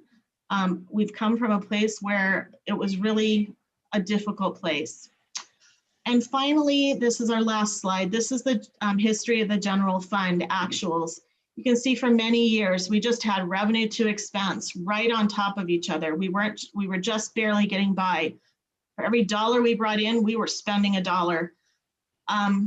Last fiscal year 19, we came in a little above, but in 2020, we came in well above. We brought in $62.4 million of revenue. Again, that includes all that one-time money, and we spent 55.6. Interestingly, as we were analyzing things that were happening in that last quarter of this last year from March through June, spending really just stood still. While consumers were out spending and we were getting sales tax, the city was trying to figure out what our responses were. So some of the parks maintenance that would normally go on in April through June just kind of stopped. And some of the road maintenance didn't quite occur quite yet. And it didn't start again until July in the next year. So some of those things that we would have bought normally weren't really being purchased. We have a question from Councilmember Whitelock. Yeah. Well, she can finish that train of thought and then I'll ask it, okay? Sure. So the next bump, you'll see that I kind of went down and I said, hey, this is 2020 adjusted. If you were really looking at it and taking out some of these things that were all related to the health pandemic, I believe that's kind of where we landed. So again, a lot stronger financial sustainability than we've been in the past. And then our estimates going forward are very strong as well. So I believe as you're going into this year, finishing out this year and next fiscal year for your budget for next year, I think we're in a pretty strong position. That's all I have for the CAFR. We're going to be talking budget tomorrow night, but I believe that there's a lot of good information in here. For council members, the statistical section, which is in the very back of the CAFR, really provides you a lot of statistical 10-year looks at all kinds of different things of where the city's been and where they could go or where we are now, as well as the management discussion and analysis, which is what is written by me to kind of talk to the numbers that are in the financial report. So I'm available if you have any questions about the CAFR anytime. You can just email them to me or you can call me, whichever. But I appreciate the opportunity to speak to our annual financial report. Our auditors are fabulous and they did a great job this year. Councilmember Whitelock, your question, and then Councilmember Green. Thank you. So first, thank you, Denise. In the CAFR, as I was reading it, because it's really fun reading, it talked about aligned energy versus the empty National Semiconductor building. Do you have even just a rough estimate of what the difference is between having a line there versus having it sit empty? What that looks like financially for the city? You know, it does increase. That's part of that property tax increase. So when you see some $700,000 of growth in revenue without a tax increase, that shows you that there's been some investment in our city. And what you'll see is the first year you're going to see that growth, and then the next year it benefits everyone in the city when you see that kind of development growth, because it pushes our tax rate down overall, because we're not allowed to collect more than we collected the previous year. And so aligned energy, what we saw when I looked at their property tax differential, part of it is personal property tax. So any equipment that they put in there, which their equipment is very expensive in a data center, that adds to our property tax revenue. And then the property itself. So once they finish with the addition that they're putting over there, we're going to see another jump in some of that growth as well. I don't have an exact dollar amount because I don't get detail on personal property tax, but I know that they were a significant piece of that. Thank you. Councilmember Green. What I was going to point out, and Denise, you can correct me if my math is wrong, but the best thing about that 700K in property tax value or property tax increase is that equated to, if we were to raise that money for the city, that's the equivalent of about 4.6% property tax increase for the entire city. So that tells you at least that the city's doing some things right in economic development to create some vibrancy and getting some external some other values that the residents don't have to pay. And I think that's an upside from my personal opinion, because like I said, if I do my math right, if I remember from the budget, every 1% of property tax is about 150K. So this would equate to about 4.6. So I think that's a really good news story for West Jordan City. You are absolutely 100% right, and your math is perfect. So good job. Kelvin, you are right and perfect. Good job. Hey, that's not bad for a Utah political science graduate to get some math right. Never mind. I will be watching the minutes for this meeting to make sure it shows that Councilmember Green is right and perfect. Oh dear. Oh, don't watch for that. That's all I have for tonight. Thank you for your time. Any other questions for Denise? If not, I would look to the council for a motion to accept the CAFR. Councilmember Whitelock. I move to,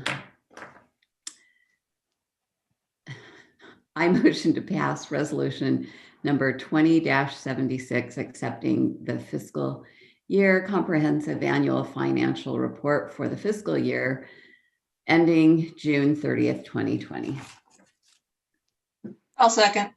Motion by Councilmember Whitelock, second by Councilmember Worthen. And is there any discussion to the motion? I will just tell Denise, thank you for all of her hard work.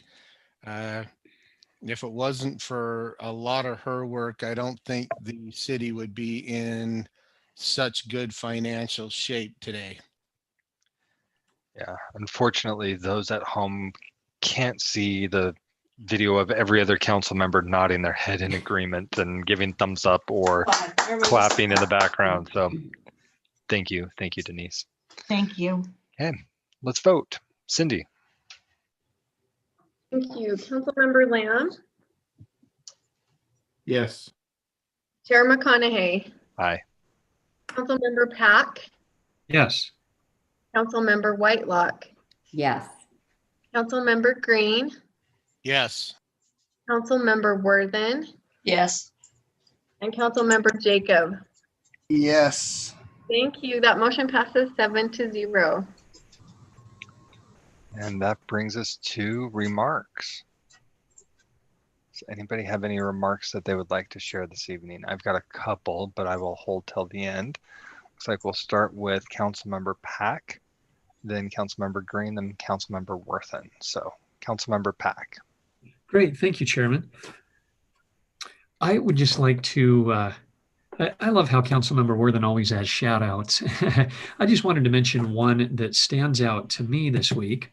My mom lives in Taylorsville in a retirement community, and she thankfully is able to drive and get around, and a lot of people in her community can't. So she takes them around, and sometimes she can't drop them off and pick them up, which was a case a week ago where she took someone to Walmart at Jordan Landing, and a police officer, a West Jordan police officer on duty, noticed that this lady that was doing some shopping, she was making a lot of phone calls and no one could pick her up. So she was just sitting there. He walked over and asked if she needed any assistance.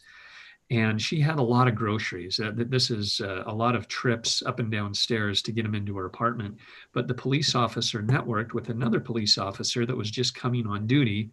And he said, well, I would be happy to take you since you don't have any family or friends that can take you home, because it was getting late at night and dark, is the story that I heard. And so he was very kind to take her home and then go up and down the stairs. Sure, he got his workout for the day. And apparently some of the other residents were saying, oh, is that your handsome boyfriend? He said, no, I'm just helping out. So I know that there are many other similar acts of kindness, charity that go on with our wonderful staff in all levels. I see them out there. I try to interact with them, and I don't ever really want them to know who I am. I just want them to, act normal as I'm trying to act normal. And I'm just appreciative that all of us are in this together. The mayor's office on the administrative side, city council working together as a cohesive unit on the legislative side. We have wonderful employees. And boy, how many emails of gratitude have we received from employees saying thank you for the Christmas bonus. And I'm just honored and grateful to be able to be, basically, I consider myself still a volunteer, even though I'm an elected public servant. I know we're all in this just to make a difference. We're not in it for us. We're in it to serve. And I'm thankful that we're all seeming on the same page of striving to make the world a better place, especially amid challenging economic and health circumstances. So just wanted to share that experience. Thank you, Chair. Councilmember Green. Councilmember Pack, great story. Thank you. Thanks for sharing something that some of us wouldn't probably ever hear from the police department. So mine's on a little bit different note. We heard from the Airport Advisory Committee today, and I guess my comment or my question to the council is kind of based on airborne operations in West Jordan City. As part of my outside of West Jordan City Council employment, I have worked on a couple of projects for my employer regarding airports and FAA flight restrictions and a couple other things. And something that came up here a few weeks ago, and I'm wondering if the city council is interested in looking at this and having the discussion. So that's why I'm asking if we have is that there is one city in Utah. Well, there's two cities, and I won't mention their names, but they're having problems with helicopter flights inside the city. We're not talking about helicopters like the ones at Army Aviation Facility. They have one's having lots of issues with a different kind of helicopter, and another one's actually having issues with a couple of residents who want to put helipads in their backyards. And so my question is as we look at our west side, particularly where we have some substantial businesses going in and major businesses going in near residential areas, is that the kind of ordinance that we ought to look at to get out in front of and look at restricting helipads? Because we can restrict the ground, we can't restrict the airspace. Is that something we want to look at in a zoning ordinance to restrict helipads, except for like hospitals like Jordan Valley? Do we want to look at something like that to restrict helipads to the airport overlay zone? And is that something we ought to look at to be proactive, knowing that as society gets more affluent in businesses, they might be looking at wanting more helipads?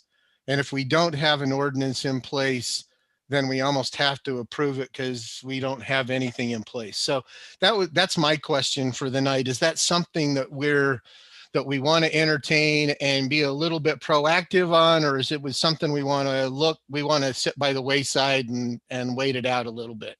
So I'd be curious just to hear any comments or anything on that to see where council would like to go.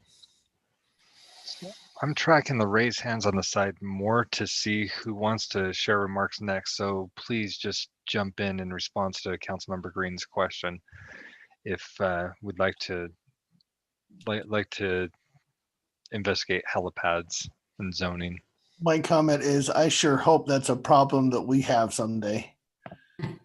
Because anyway, that would just mean so many good things have happened that I sure hope that's a problem we have to deal with someday. It would be a good thing, but I do think being in front of the curve is a good thing also. So I'm not opposed to looking into it. So based on Councilmember Whitelock's comments, Councilmember Green's, I'll throw in my own 2 cents here, but it sounds like there's support to have this brought back as a work session item. Does that seem fair? All right, I'm seeing a couple nodding heads, so we'll proceed with that. Anything else, Councilmember Green? No, that was my comments for the night, other than the fact that I'm looking forward to this weekend. It is the opening of, well, it probably started tonight, actually. But if you didn't know, high school basketball is starting this week. And so that should be fun because I'm going to go try to referee some ball games this weekend. So hopefully that'll help us with some morale throughout the city. We'll wish luck to Councilmember Green with refereeing those and move on to Councilmember Worthen for remarks. So yes, I like to do my shout out. I can't not do it. So I just want to give a shout out to my neighborhood. I live in the Teton Estates area, and our neighbors put together a nativity, and it was awesome. I mean, they made posters and they put up props and they did an entire nativity scene that you could drive through. So it was COVID friendly, which I really super excited about not using that next year, that term. But I just want to give a shout out to my neighbors for all the energy and the effort that they put into doing that. It was very fun and it was very uplifting and it was nice to go through. We actually took our dogs because our kids are all grown and they don't do that with us anymore. So as we were driving through, they kind of did a little growl at some of the people that are out there, but I'm proud to say they did not growl at baby Jesus. So go puppies. Anyway, I just wanted to get, like I said, shout out to my neighborhood. They did a great job with doing that. And, you know, for all the people that are lighting up their houses and bringing some well needed cheer this time of year, it's nice to see all the lighted houses and people doing their decorating. So that's all. Thank you. Councilmember Lamb. Thank you, Chair McConaughey. I just wanted to thank the Public Works Department for their quick work in fixing the water break on 1300 West. Think about how amazing it is that anybody even knew a water break was happening at 4 a.m. That they didn't know about that just because someone said, "Hey, look, there's water leaking." You know, we have a great water department that is funded by residents, and I know that we hear all the time as council members, and you hear it from other people as well, that, you know, water rates are tough, water bills are too high. Why are we paying this? Why are we paying that? We have a great water system set up here in West Jordan. Obviously, some of it is aging, which is why it broke. But the money that we have within the water fund pays for those. And I'm grateful as a resident to know that we have a water fund that can support something like that. So we can have people go out at 4 o'clock in the morning that probably don't want to be up at 4 o'clock in the morning to fix a water break and have it fixed, you know, by the afternoon or late afternoon, so people could have water. I've only had it happen once in my 20 years here in West Jordan where I woke up without water running, and your first thought is, what am I going to do? I don't have water. So I wish everyone could see the great job that they do and could see the systems that we have set up. I know that Council Member Whitelock and I took a tour of the building, the old building, before they built the new one, and they kind of showed us how the water system is all set up. And we do have great people out there working hard to make sure it's working, fixing water tanks, fixing pipes on a probably weekly basis, maybe daily sometimes. But if anybody, I know Brian's probably not watching now, but Brian, let your team know that I'm very grateful for everything that you guys have done to make sure our water runs to our homes on a daily basis. Thanks. Councilmember Pack. Oh, thank you, Chairman. Since we're getting to the end of this meeting and we only have one more in December, and then we have the next calendar year, I just thought I'd mention for all of us to keep in mind leadership for 2021. I know we've got an election cycle coming up next year, and it just doesn't necessarily need to be a discussion, but just it'd be nice to maybe be thinking about ideas prior to the meeting in which we're supposed to vote on it. Would just be a thought. Thank you. Thank you, Councilmember Pack. I mentioned I did have a couple of thoughts I wanted to share tonight. First of all and foremost, I really want to add my voice to Councilmember Lamb's. We have some amazing folks out in public works. We frequently hear about public safety, about police and fire, but you don't hear about the folks that are out at 4 a.m. fixing water lines. You don't hear about the folks who are out there driving their trucks around through storms looking for stormwater drains that are backed up or where there's flooding happening there. You don't hear about the folks that are out there looking at sewer and trying to make sure that our manholes are not going to collapse and that they're doing everything that they can to get as much life out of the infrastructure we have. We have so many incredibly talented people in public works. I wish I could take all the experiences and everything that I've seen over my time on the council and just somehow transfer that to all the residents so you could see how many talented, dedicated people are working behind the scenes, especially while we've had the pandemic. They have been going above and beyond, and so much effort's been put out. It is an amazing thing to watch the employees of the city do everything that they do behind the scenes. Everybody from the folks who are out there installing those ADA friendly ramps, to the folks who are over in our development department, to the folks down in finance who are answering the phones.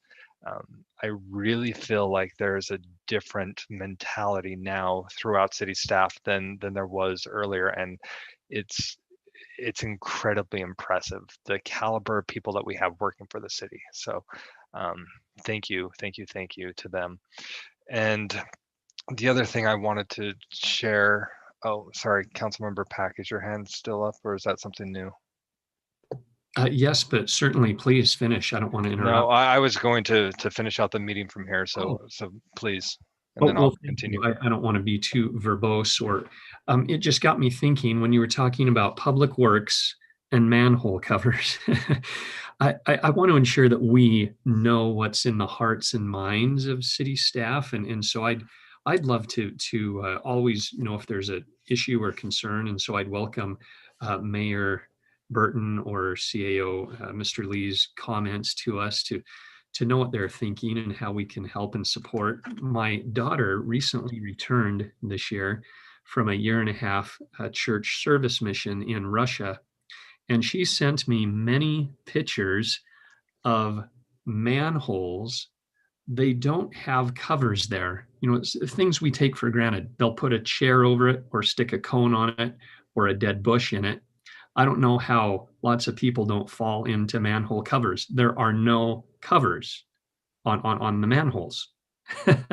And so just when we're thinking about the blessed society that we live in, just to have manhole covers, something that you might take for granted. Well, of course, if you have a manhole, you have a cover, but not necessarily. So thank you, Chair. All right, thank you.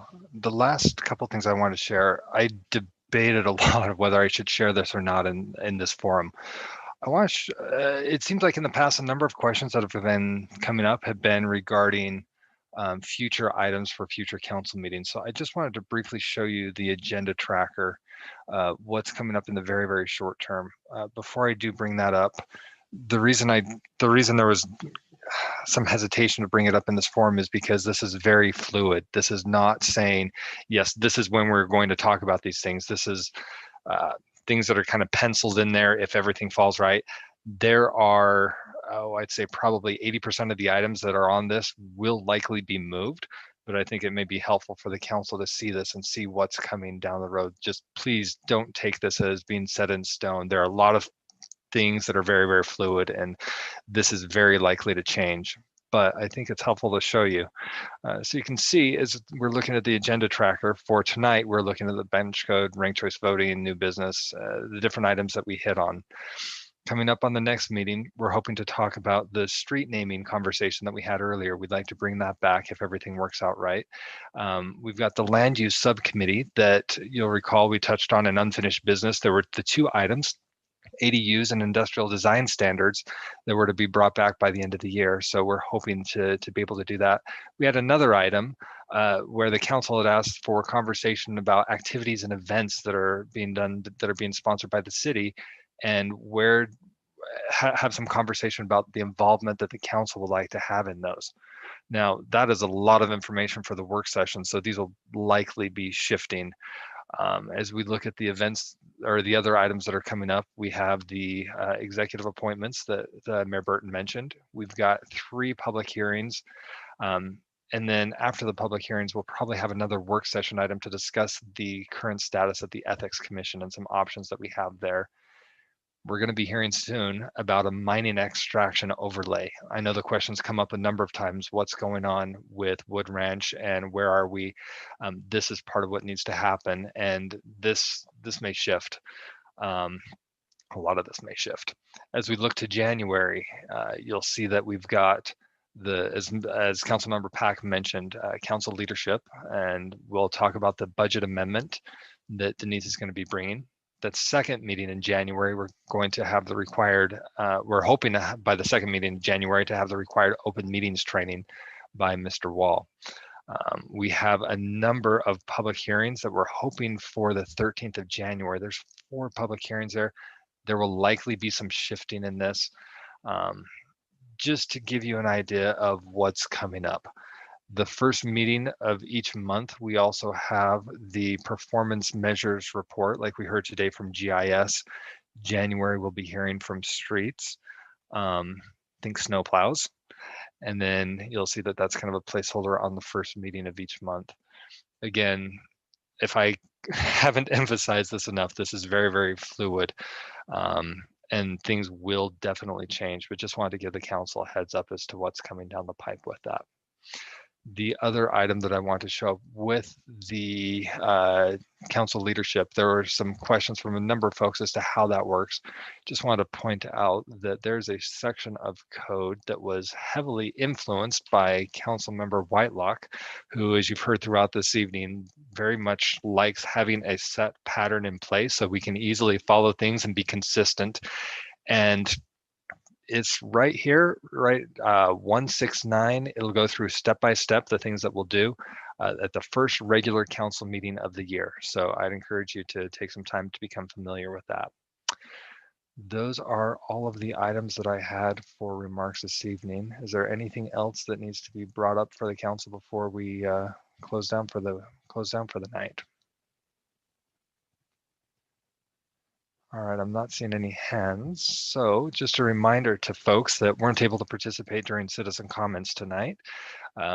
You can still reach us at this phone number, 801-569-5052, and you can leave a voicemail that goes to all members of the council, or you can send an email to councilcomments@westjordan.utah.gov. Or as always, you're encouraged to join us live for citizen comments. We've got a couple other meetings that are coming up. We do have a budget pre-planning meeting that is scheduled for tomorrow. We don't have, this will be a less formal meeting as we're talking about budgets, the budget priorities.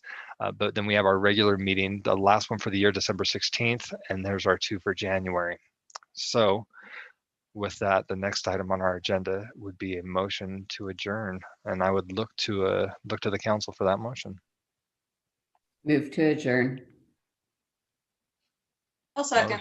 Motion by Councilmember Whitelock, and second by Councilmember Worthen, third by Councilmember Lamb, and we will hold off on any further debate or conversation about that, and we will just all in favor? Aye. Aye. Aye. Any opposed? Sure, nobody opposed? See you Councilmember tomorrow. Whitelock, I know it's like 14 Bring minutes your from popcorn midnight. and your PJs. All right, we stand adjourned. Thanks, everyone. Have a good night. Good night. Thank you, buddy.